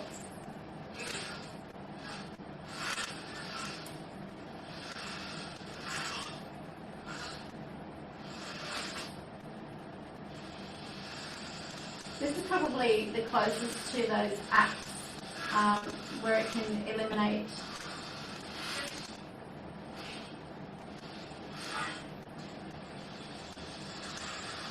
That's so annoying that.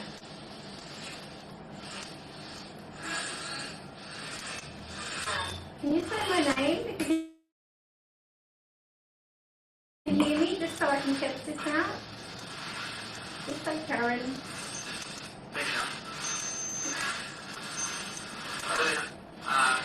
Is that it? Tell me when.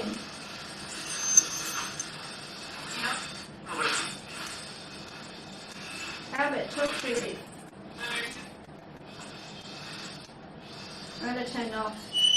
Oh, I got feedback. Alright, I'm going to do that. I'm going to fix that up when I get home. Alright, now the other thing is here, the PSB 11. If you have a look at the size comparison, where are you? Look at that. That's the PSB 7. That's the PSB 11. It's under a quarter of the size, or just over, I should say, a quarter of the size. Here you've got AM and FM on here. I believe you also have AM and FM. Okay, let me have a look at something. Yes, you do. You have AM and FM. The AM starts at 200 milliseconds on the PSB 7, and the FM starts at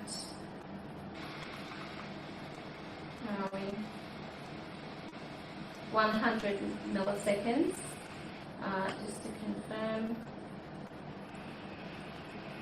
the AM goes up to 500 milliseconds, so that's quite slow when you think of its sweep. If I do 500 milliseconds on AM, I'm going to try, what's a rickrolled? Okay. Alright, so please explain what this rickroll thing is. Are you being offensive? Alright, so let's start. I'm going to do a sweep. I'm going to ask again. There's 3 words that I've written down, being angel, feather and cup. Okay, here we go.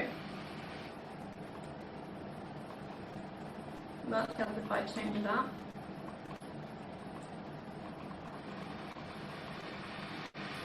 Alright, so 30.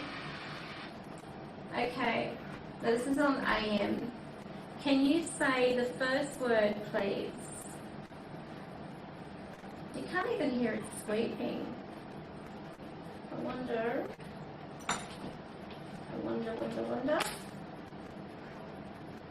Hey girl, who said that?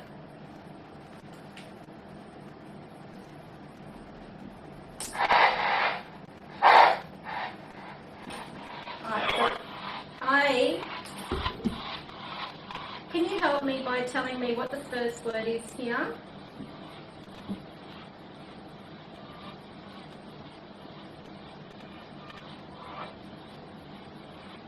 Can you see the words in front of you? What is it?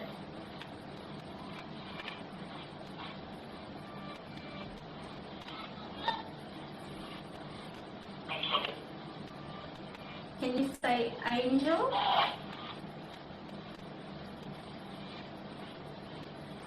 As you can see, at AM sweeping at 500 minutes. You can hear me okay? Are you happy to help me today?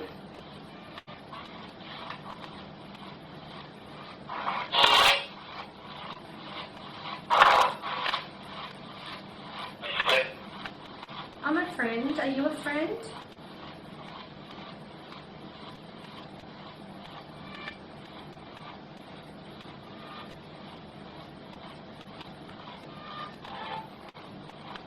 What's your name?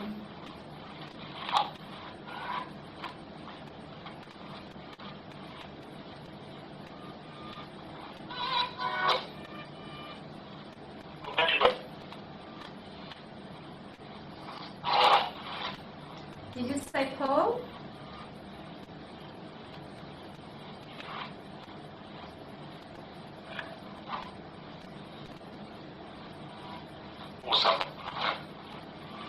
Hi, Mr. Warrior.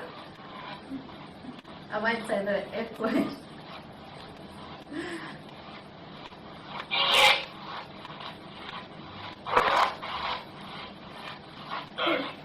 Hi, how are you? My name's Karen. I'm just trying to do a little experiment here. If you're happy to help me, I'd really appreciate it.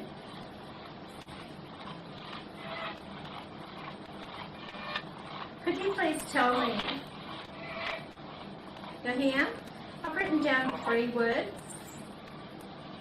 Just to make sure this works okay, could you please tell me what are they? Well, I was hoping you'd tell me. The first one is angel. Can you repeat that? Yeah. Can you repeat it? Can you say angel?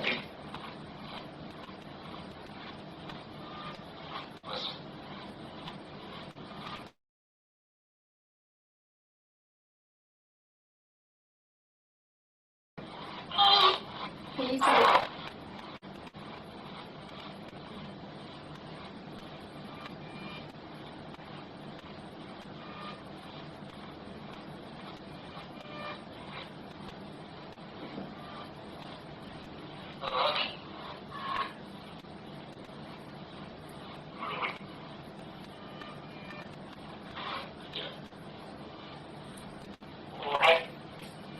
okay, yes please.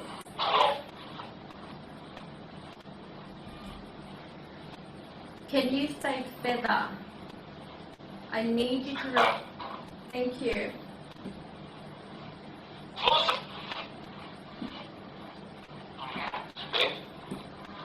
Can you say cup?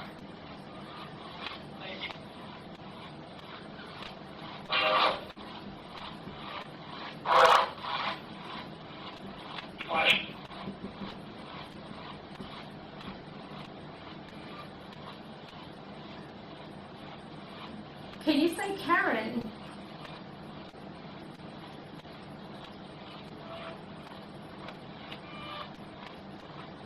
Can you say my name? My name is Karen. Can you say Karen?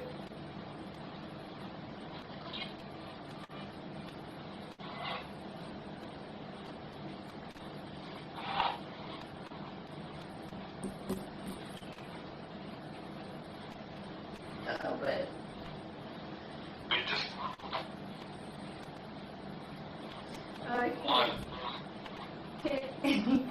What are you doing?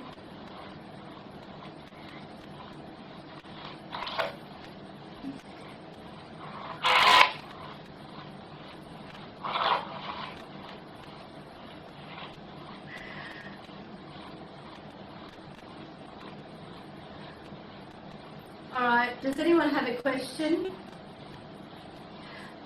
Albert's playing an air guitar. I don't know. He's actually going ming, ming, ming, ming.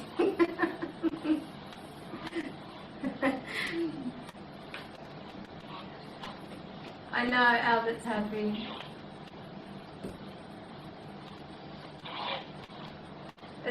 I don't know who else is here. There's someone else here with us. Probably Glenn. I don't know. Is Glenn here?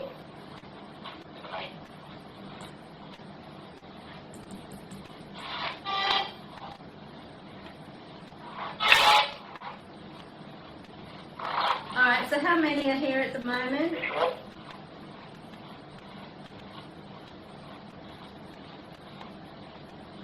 Can you tell me what this is? What I'm holding?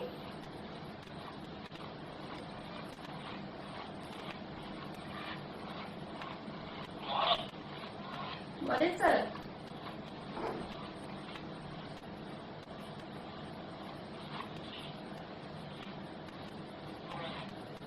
What is it?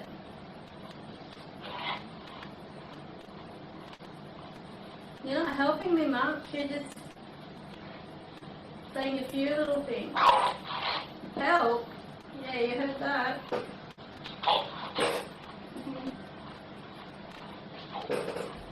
Okay. how are you? Is there a Larry here?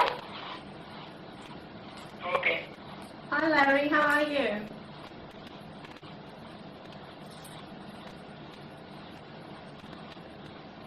Larry, can you acknowledge that you hear me? Mary Dallas wants to contact Larry.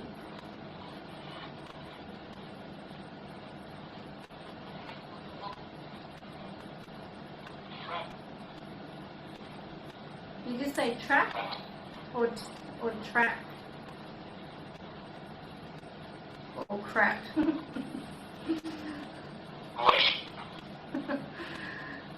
Larry, are you here?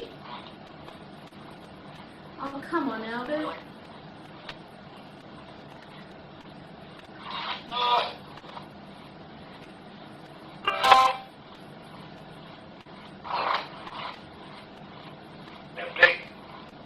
No, you're fine if you want to share it. If it does any good, I hope it's educational, paranormal, global TV. Just excuse Albert, he's a bit of a show pony today. Okay, come on fellas, talk. I'm going to change the script. Who's this?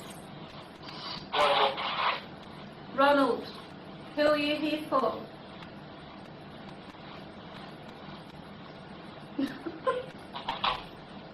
Your leg looks like it's sticking up on the thing. Sorry?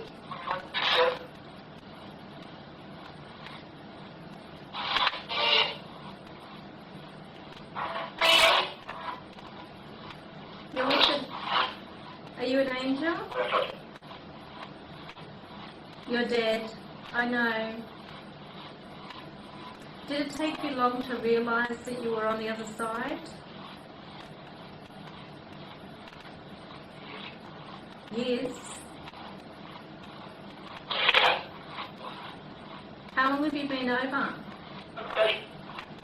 A day. I know you're dead.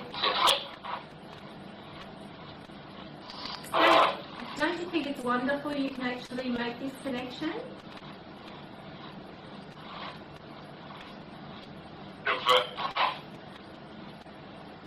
It's very nice that you... Bye. I'm in Sydney, yes. Where are you from?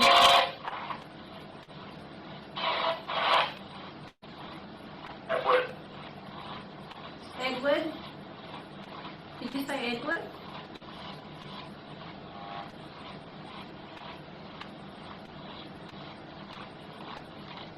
Alright, is there a Sarah here? Lily says hi if there's a Sarah. Wow, someone's just walked past me. How many? How many are in this room now?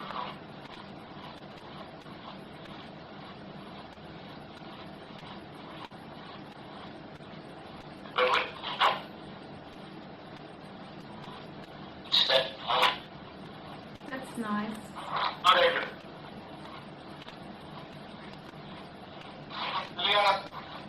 Do you know Sarah?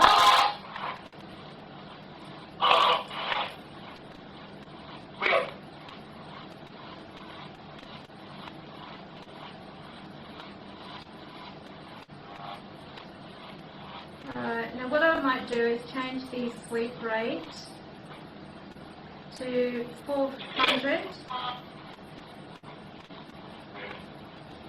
Can you please say your name? One at a time, please. There seems to be more males around.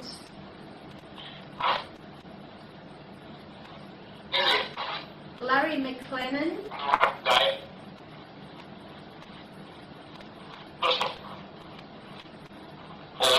Hi.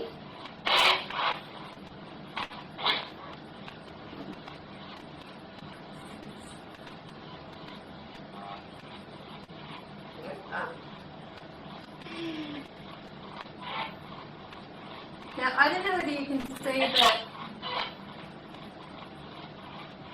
the light in the background there. But that is actually Albert.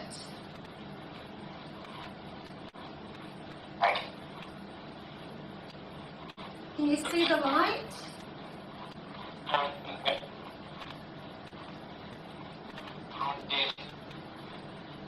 That's Albert. You can see him as a light. Okay. Now this will track Albert.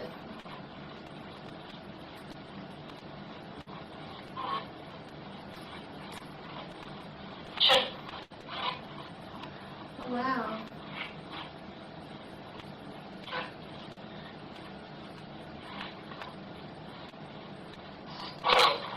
Hello, who are you?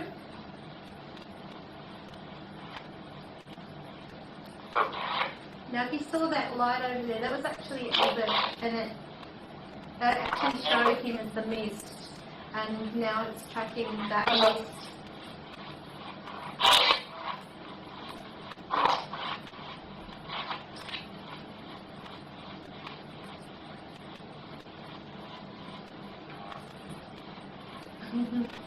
No, it's not just you. I get freezing on my end too, so don't worry. Must be. Okay, now I've got 3 words written down. I need you to help me with these. The first one is angel. The first one's angel. Please repeat.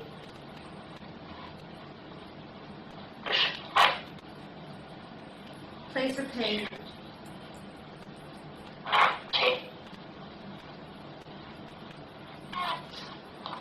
Alright. Let's see what happens when I hold this. Can you say, is this Sarah?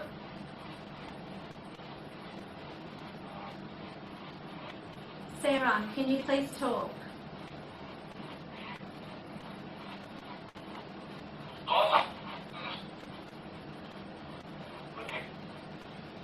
Sarah, can you say Lily? No, Sarah. Sarah, can you say Lily?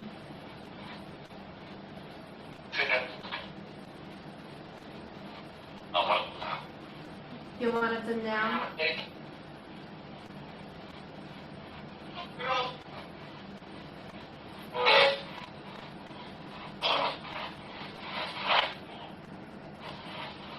Sarah, come through, please.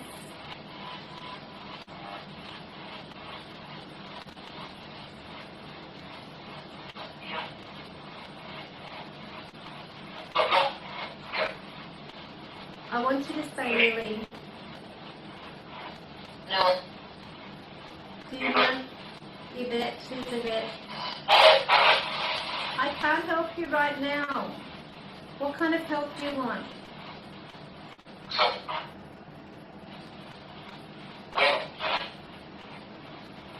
Really?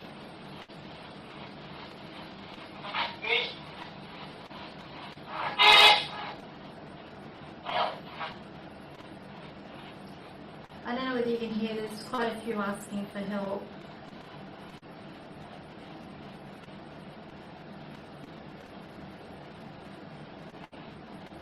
Is there anyone willing to talk about the day you passed away, when you left your body? Wreck. Car wreck? Army. In the army? Okay. Is there a Marty Smith? What? In New South Wales, do you know? What happened?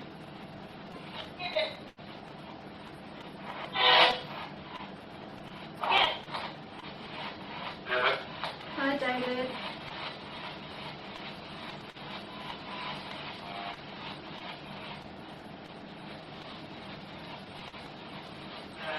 Who's the one who's showing me these images?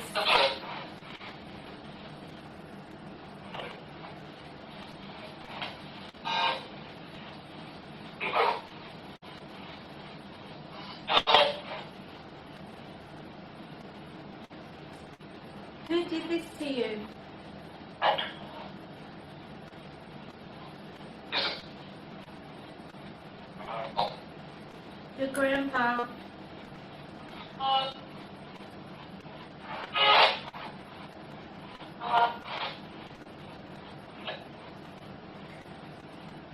Are you comfortable talking with me?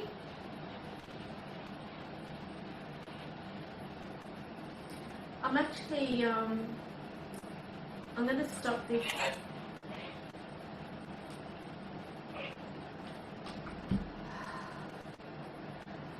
As I was doing that session, I was actually seeing a whole lot of these horrible images. Just these images flashing before my eyes of someone being tied up and their fingers cut just below the knuckle, and it's like I could see this face. It was a young person crying and like they were screaming, but I couldn't hear them. I could just see these pictures in my mind. They were quite disturbing. There were other things that were coming through, and I actually feel that as I was doing that, they were presenting these images to me. That's why I asked, who did this to you? And I got Grandpa. So I had to stop that. It's a bit too much for me. I'm probably going to see them tonight. Hopefully not. Anyway. Alright, so is there anyone else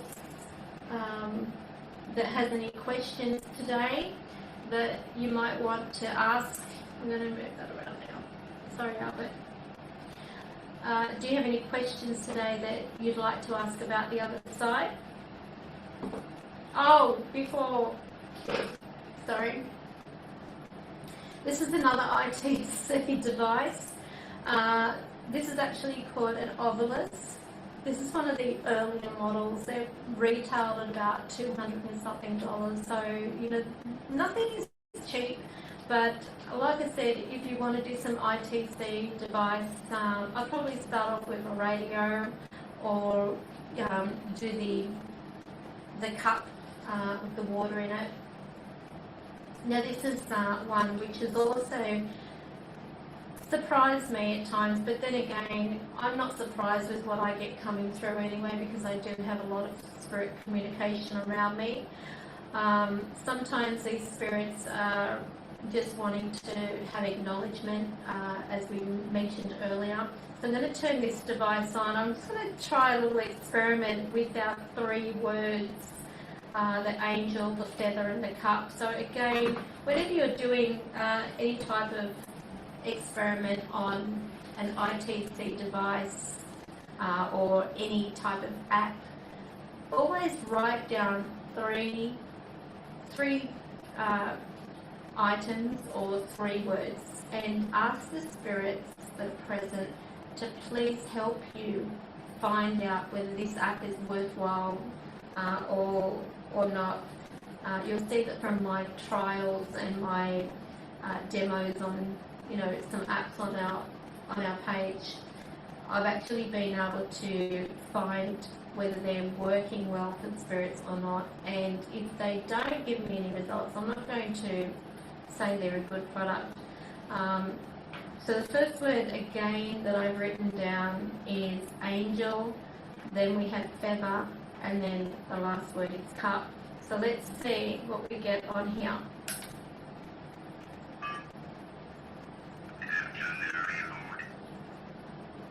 Okay, now that's dictionary mode. I don't want it in dictionary mode.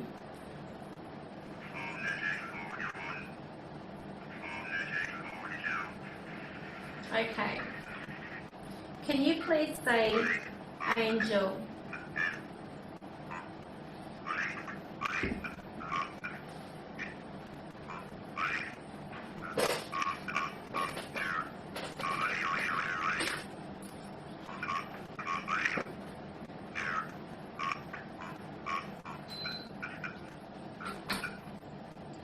Can you please say angel?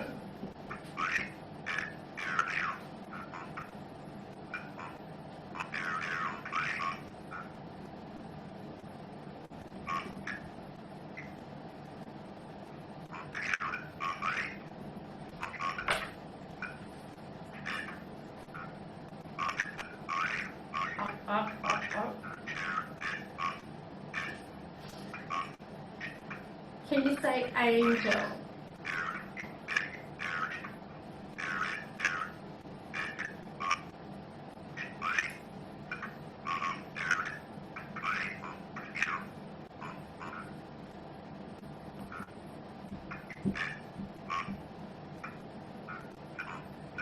The only thing with this is you don't have anywhere to plug in something to make it louder, but it is pretty loud anyway.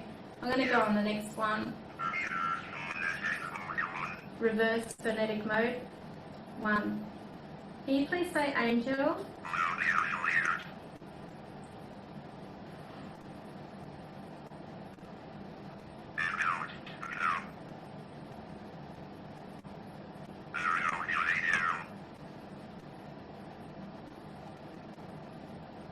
Oh yeah, spirits actually travel. I'll just put that there. You might hear in the background the spirits say angel, feather or cup, hopefully. Little pages. Spirits do travel anywhere. They don't have to be in one country, they can be anywhere. Just a thought. If you ask a spirit to be in a certain place, for communication, they'll be there. And it's up to the individual. Okay. Regarding dangerous to talk to spirits around 1 a.m. and 3 a.m., yes, it is described as the witching hour because everything is quiet usually around that time. Everything is more amplified in noise, that type of thing. But really, spirits are there 24 hours a day in one home, in everyone's home. You don't have to go to locations to get activity. You can get it right there in your bedroom. And I'm not talking about that activity. But basically, when you have, in one day, there are about 23 or more spirits that will be in connection with you, and you might not even be aware of it. They can be in your car, they can be in your kitchen, they can be pretty much anywhere in your home in one day. So you think about it, there are more people on the other side than there are living right here in the physical realm. So their realms are crossing with ours. They won't be the same ones there all the time.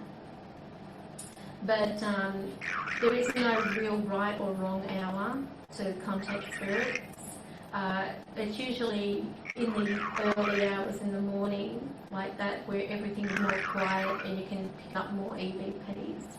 So technically, no, I have to disagree with your friend that it states that it's dangerous to talk to them around that time.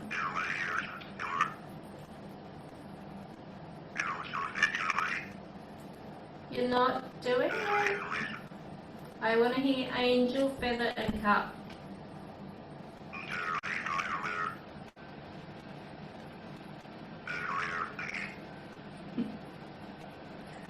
See?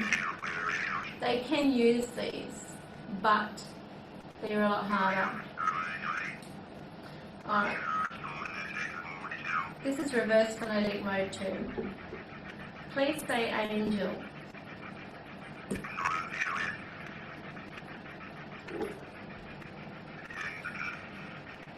Close. Can you please say angel?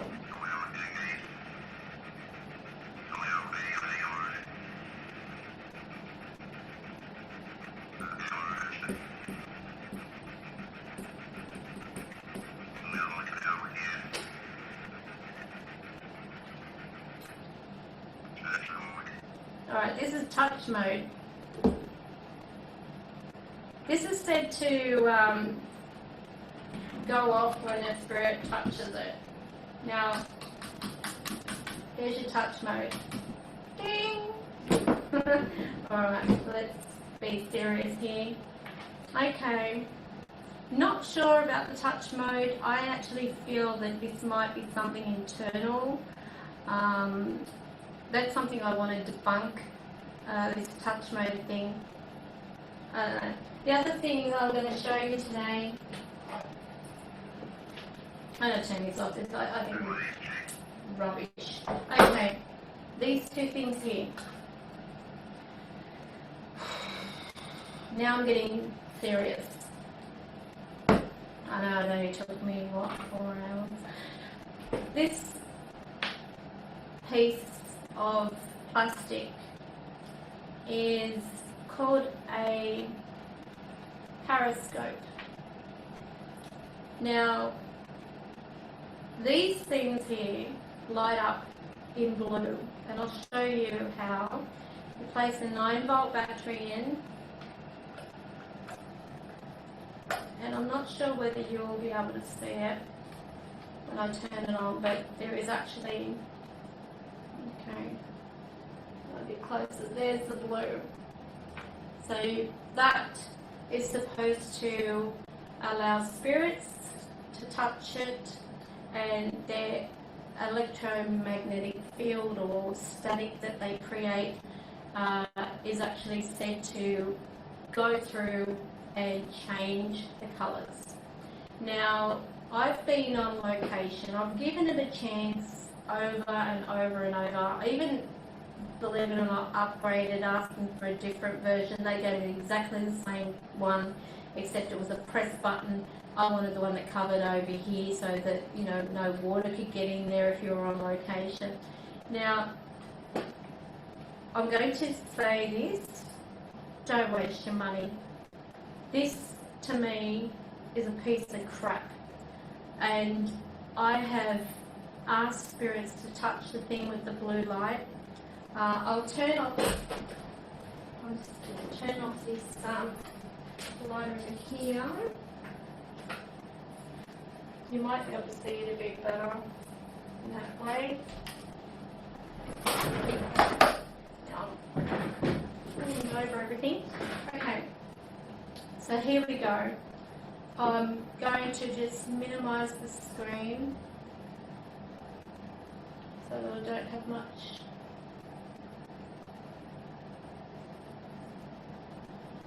Okay, now I've asked them to touch this and change the colour, and I've said, can you touch a thing like this? So there you go, there is a colour change. But the funny thing is, always, you'll see on the videos that they have it on within a few seconds or something like that of having the video going, the colours change. Now pay attention to the timing, because I feel that it is set so that after a few seconds of turning it on, the colours will change, giving the person who purchases the thing this impression that something has touched it. Now, I believe spirits can activate and manipulate any device. So what I'm going to do now, as you saw that changing the colour, I'm going to ask them to please touch it again and make the colours change.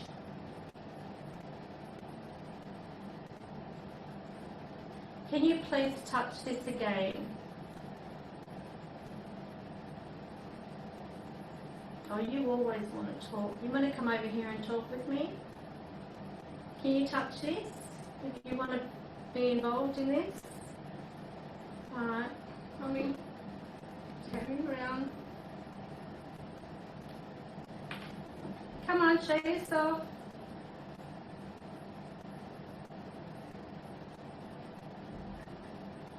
No, check it out. So I'm dark on the screen. I look good in the dark. Okay, so here I'm going to ask, touch this. Show me and show others that this works.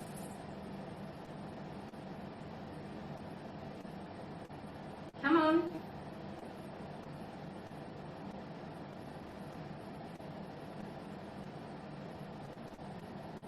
No? No?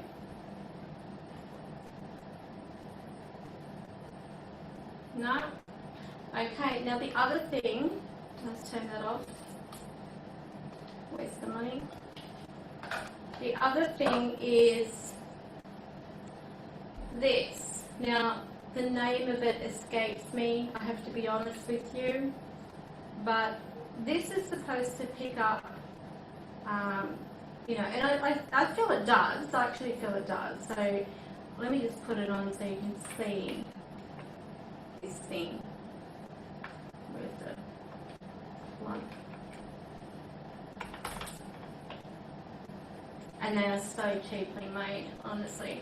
Alright, so there's a pretty blue light at the bottom. Now watch what happens when I blow, you'll see.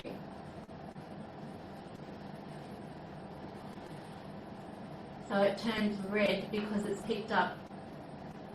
Oh, did you hear that? Who was that? Okay, that picked up on the heat. Now with spirits, they can create cool. Now I've turned the fan off over in there, so there's no fan blowing. Can you please touch this so the blue lights up?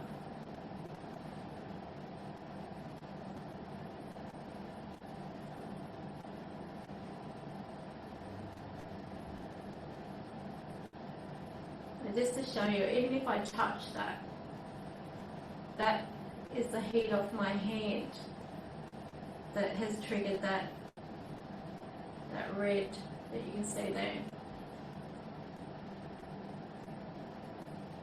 Okay, now can you please make that light up again?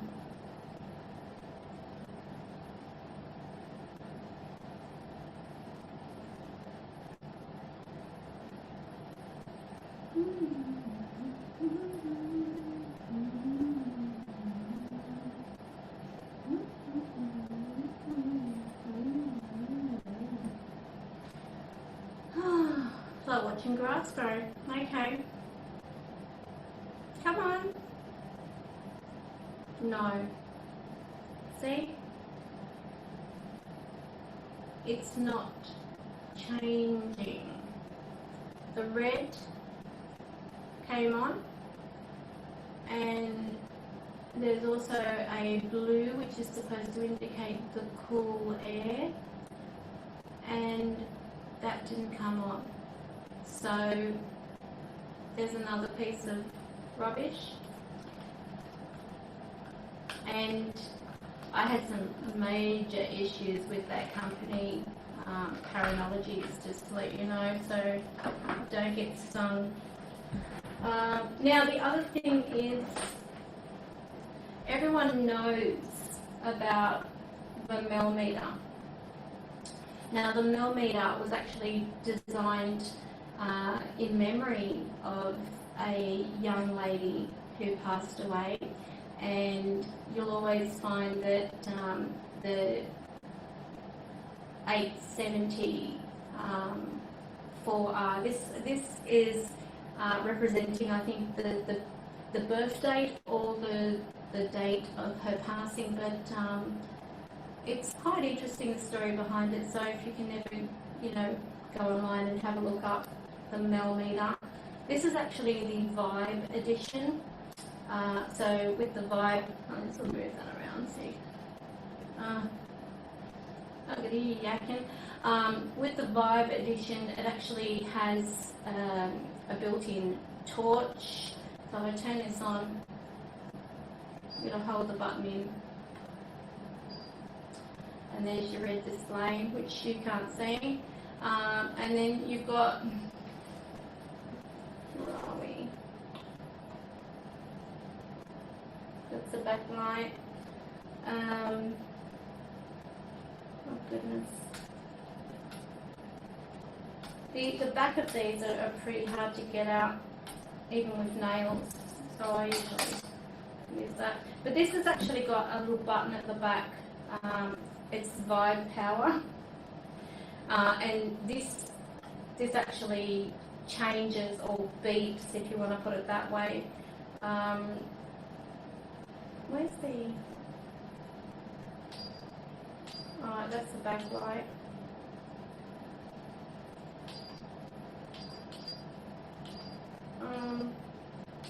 See, I must be honest, I'm quite naive to these things because of the fact that I really don't use them that often.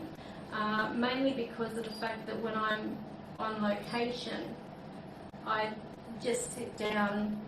If I'm in a cemetery, I usually sit between the gravestones and I chat with the spirits. I don't really need any devices, of course. Okay. Alright, so yeah, with just to go back to these things, I'll be honest, I actually invested a lot of money because I really believed in the Paranology's equipment. And oh, there we go, there's the light. So this is good in the dark, and actually spirits do prefer the red light as opposed to the white light that you get in your torches and so on. So in red light, you can still see anyway when you go out on location, so that's good. I've just turned it off. Alright, now, yeah, going back to Paranologies, to be honest with you, I was incredibly disappointed in the way that I was treated as a customer. The quality of the products were mostly made up of glue. I have yet to test out their camera. I had to send it back because it was damaged. They kept forgetting what my order was. It took, and this is without exaggeration, a year to get my order. 1 whole year. And they even got to the point where I was blocked from their page. I was, you know, it was just awful communication, and I really wanted to do a lot of promoting for this person. I wanted to give them a chance to, you know, show that their stuff works. I've got another thing here that I'll show you. My cabinet.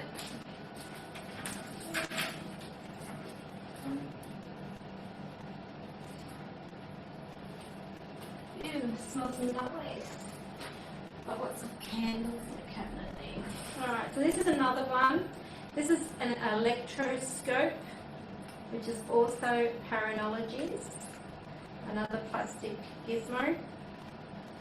Look, don't get me wrong, I feel that if anything is worth investing in, I give them a go. I actually give these products a chance because I am so eager to help others find a way of communicating, and if I can do it, and with all the spirits that I've got around me, then I will promote it and I will stand by it.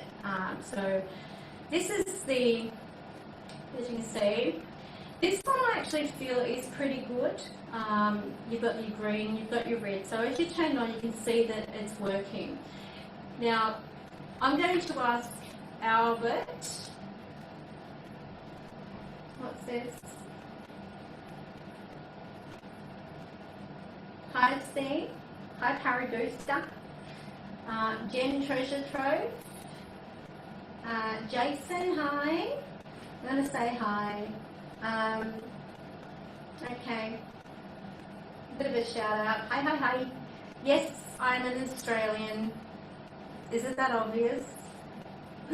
Alright, so I think they know your heart's real, what's not to block you, stuff. Yeah, well, another thing, I ordered a suitcase, and the joke of it all is they said they were going to give me some, you know, motherload gear, if that makes any sense to you. Mind you, I'm talking nearly $2.5 grand worth of products, mostly made of plastic and glue. I actually even got one of their DVR back to base things, or whatever they are, where you've got your cameras and, you know, stuff like that, and you put the memory card in and the memory card fell into the unit, and this was a brand new device. It fell inside, so I had to basically pull open the unit and re-glue the whole hard drive back into place so that when I put the memory card in, it didn't fall into the cavity of the unit. And when I looked inside of it, the memory, the the motherboard was actually lying against the wires. It wasn't even secured in or anything. It was just a wham bam thank you ma'am job, and I paid $800 for that thing. Pretty angry about it, but anyway, when I complained, it was like, oh, we can't make you happy with anything. But I mean, you pay good money for these things. I did order also the 360 electroscope thing, and hi Jenna, and no, never got it, and I was basically called a liar that I have it. I never got it, and I was annoyed. I also ordered twice a couple of things. The 360 I actually ordered twice of, and they never delivered. And they, anyway. Well, this thing here, it has served well. I actually feel that this is probably the thing that has been used by Albert and other spirits around me. Not a lot, because I feel that it's mainly if I do have to film on location or stuff like that, but most of the time, as I said, I could be sitting between two graves and having the spirits communicate directly with me. Sometimes I'll say, why do we have to use that device when you can hear us? And it's purely because I want to share. I want to share the experience. Okay. Yeah, it is bad business practice. Anyway, if anyone's got any questions, first I'm going to try something here. Albert, can you come over and touch this, please?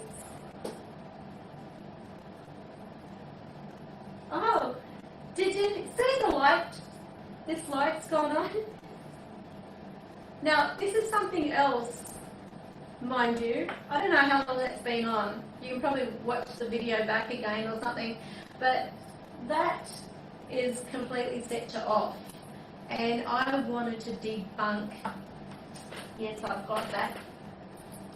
I bought a torch. Right. I bought a torch on eBay for $14 UK or pound or whatever you want to call it. And this is supposed to be one of those switch-on ones where you squiddle it and you've got to set it between on and off for it to come on or for it to go off. Okay, I think if you've got to do that, if you've got to put it between on and off, then you've got some serious issues, because this has inside of it, basically, when you think about these devices, you've got power that actually comes off the battery. Now, if you've got one of those, I'm trying to think of the name, one of those things that actually measures the energy of appliances, what's it called?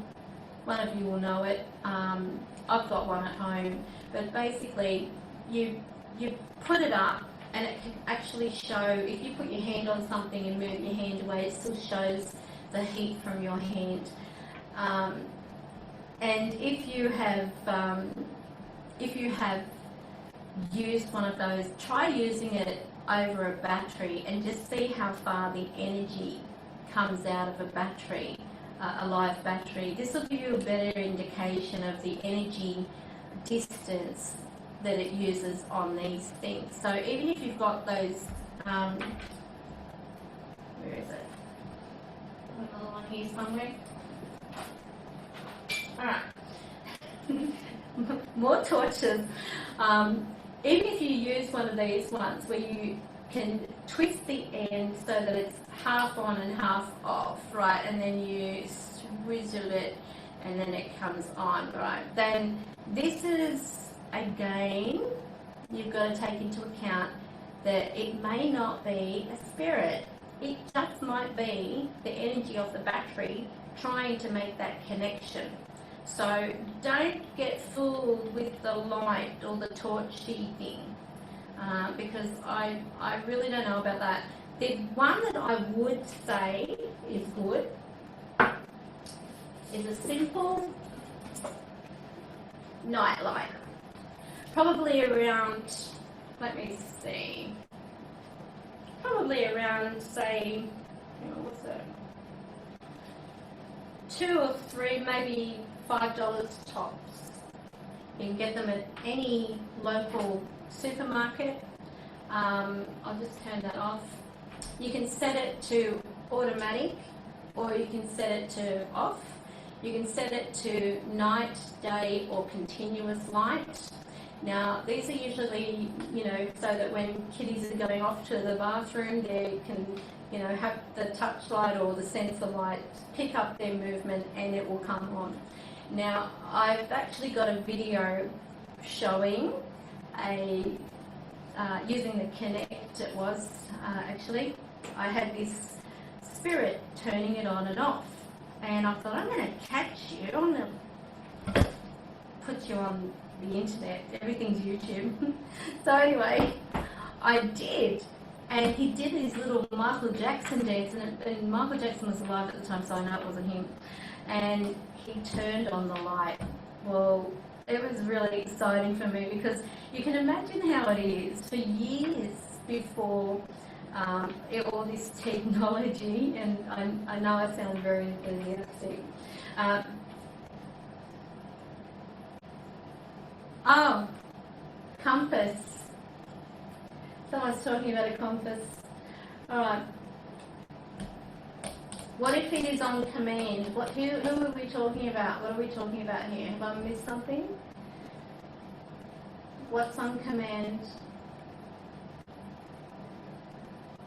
Okay, there's a little discussion going on, obviously. Alright. So, we've covered a lot of things tonight, and it has gone into nearly 5 hours worth of video. I apologise, but I actually feel that I've covered a lot of ground. But as I was saying, in my profession, having spent years of people saying that I'm not seeing spirits, that I'm not talking to spirits, what have you, and then I've got these things that actually can connect and show these energies are there. It is very exciting for me, probably more so than a person who is just wowed by it all, because it validates what I am and what I'm seeing is real. And keep in mind that with spirits, just to sort of reiterate a few things here, with spirits, if you are hearing them sounding like this, or croaky, or with a scratchy kind of sound to their voice, it doesn't necessarily mean they're bad spirits. They don't have a larynx. They're trying to utilise a lot of your energy from your energy field, which is going to be, if you think about your energy field is always moving around your body, it's generating an air type of substance. And whenever we have that white noise, it's unavoidable. White noise is something you cannot eliminate. So when you hear white noise, often try it out for yourself. Get yourself a recorder, any type of recorder, and I want you to put your hand near it very slowly, as if that thing where you do the energy ball, where you're going like this. You can actually feel the energy around inside your hands. I want you to put that near a microphone and just do this nice and slow. You're actually going to have that energy come through on your microphone, on your recorder, and this will show you the energy your body is producing and putting off. Now keep in mind, if you are laying, and just feel it, if you're laying on one side all the time when you sleep, your energy field on one side is going to be a lot less than what it is on the other. So try to sort of lie on your back. Okay, so what's this?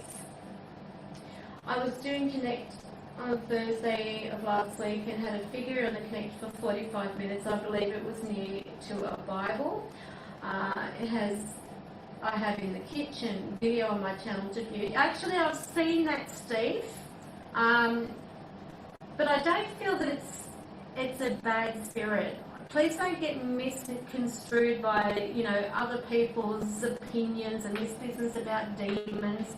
Let me put it this way, there are more demons in the hearts of men and people out there that go killing other people and animals and, you know, just doing cruel things than there are walking, you know, in the spirit realm. When you are doing a session, keep in mind your spirit's already there. As I mentioned, you don't have bouncers that come in and usher out these bad spirits, because they're already there. You're going to have your arsehole spirits. You're going to notice when arsehole spirits are around. These are the ones that actually thrive on people arguing. So whenever you've got a lot of tension in a home, keep in mind you're attracting to yourself arsehole spirits. If you are swearing, and you actually will remember your dreams better. That's so true when you do lie on your back. That is a fact. What's this? Not much activity on them. Trying to find my name's headstone. I don't know whether you're talking to me or talking amongst each other. But anyway, cut a long story short, which has been a long story here. Just keep in mind that if you swear, you're going to pee off spirits. You're going to get those that are trying to connect with you quite angry, especially if you refer to them as demons. Or, you know, think of it this way also, if you are asking for communication and you get it and then you're like, what the F? Don't ask for communication if your reaction is going to be like that. Because sometimes when they are trying to say something, they're trying to utilize a new technique of speaking, and it may not come out the way that they intend to. I've had spirits actually apologise to me after referring to me as a bitch, and yes, sometimes I'm proud to be one, but technically if you have a spirit that says that or, you know, swears, they will often apologise because it's not the word they're intending on saying. It could be that at the time when they're going to speak, I've actually heard them say something and then through the speaker it's come out saying bitch, and I'm thinking, is that someone else? And then I've actually had the spirit say, I'm sorry about that. You know, so they have to use whatever they've got at the time it's the communication. Whatever words are coming through, the main thing is getting intelligent responses. Now, with every recording, any type of EVP session, especially if you don't physically hear spirits the way I do, then you need to record. You need to record it and play it back. Now, sometimes it's like I'm in a room with a lot of people, and you know yourself when you're in a room and you've got a lot of people around you, you can't hear every single conversation going on at once. You'll hear bits and pieces, and sometimes that's how it is that I hear things as well. So by recording these things, it's going to allow you to review what was being said and keep up to date with that conversation. I also feel it's important to let the spirits know that you're recording, and by just simply asking them to, you know, speak into the recorder, you know, there are going to be ones who will, you know, will say no, and then if you don't hear them saying no, I don't want to, they will be the ones that will probably come across quite aggressive because they will expect you to hear them, especially if you're acknowledging they're there by saying, can you speak into this? So just keep that in mind as well. But anyway, I hope everyone's enjoyed themselves. I've had a great time, even though I feel like I'm talking to myself. My voice will probably be gone tomorrow, but it's been absolutely lovely. Even though there haven't been a lot of people on here tonight, that's okay. If you enjoyed it, please like the video, leave a comment. I'm happy to share my, you know, ideas with you, or my, you know, the way I use things. Also, before I go, I'm going to show you something, and it's a way that I feel is the most successful form of communicating through ITC devices. If you're interested in knowing, then please stick around. This is so simple, it's going to make you wonder why the hell you haven't been doing it.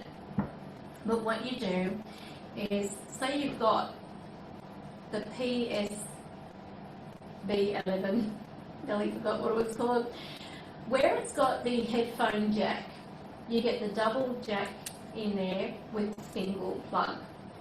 You run the line from the back of that into your recorder, okay?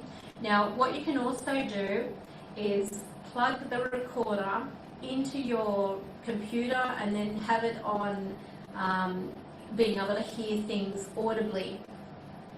Now if you turn the volume right down and then plug in your headphones, turn the volume of your headphones up, okay, so you can actually hear this in live. If you can have the live recording, that's best.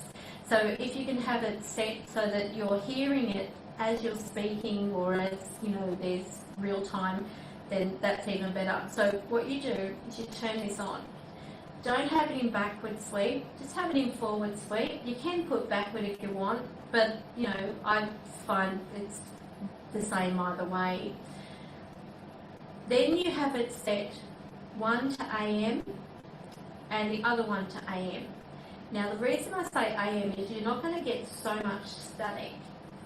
After that, what you do is you start recording and you ask questions. Is XYZ here? Can you tell me these words? Write down the way that I've shown you do the 3-word test. If you haven't seen the 3-word test that I did, then please go back into the video once it's finished and review that, because it's really important, especially when you're trying to understand how to test out apps and hardware. So anyway, you have it turned down, right down, so that you can't hear this audibly from, you know, without the headset. Then you ask the questions. Now you'll actually find there will be less interference with static. You'll get direct responses, which are unmistakable. So at the time, even if you don't have your headset on, you'll be able to pick up more of what is being said through EVP. And this is the interesting thing that I've found, because when I've taken those headsets off and listening in real time, I've actually heard them anyway talking, and to my surprise, what they were exactly saying in speaking to me directly was coming through. So this way you're cutting out any interference, because think of it this way, if you heard yourself talking and then you heard feedback of your own voice, you get thrown. And that's the same with spirits. So if you can turn it down and turn the volume down and then record, you're going to find the spirits communicate a lot more freely without so much hesitation. So anyway, that's my tip for the week, for the month, for the year. If you're happy for me to do any more of these sessions, they'll be random or spasmodic, as I would call them. Feel happy to ask any questions. If there's any other things you want me to discuss later on, just post it down below on the page and I will review them and respond, and hopefully we can get together again and do another one of these. Probably not as long, but then again, you never know. Anyway, thanks everyone, take care, and I will see you around.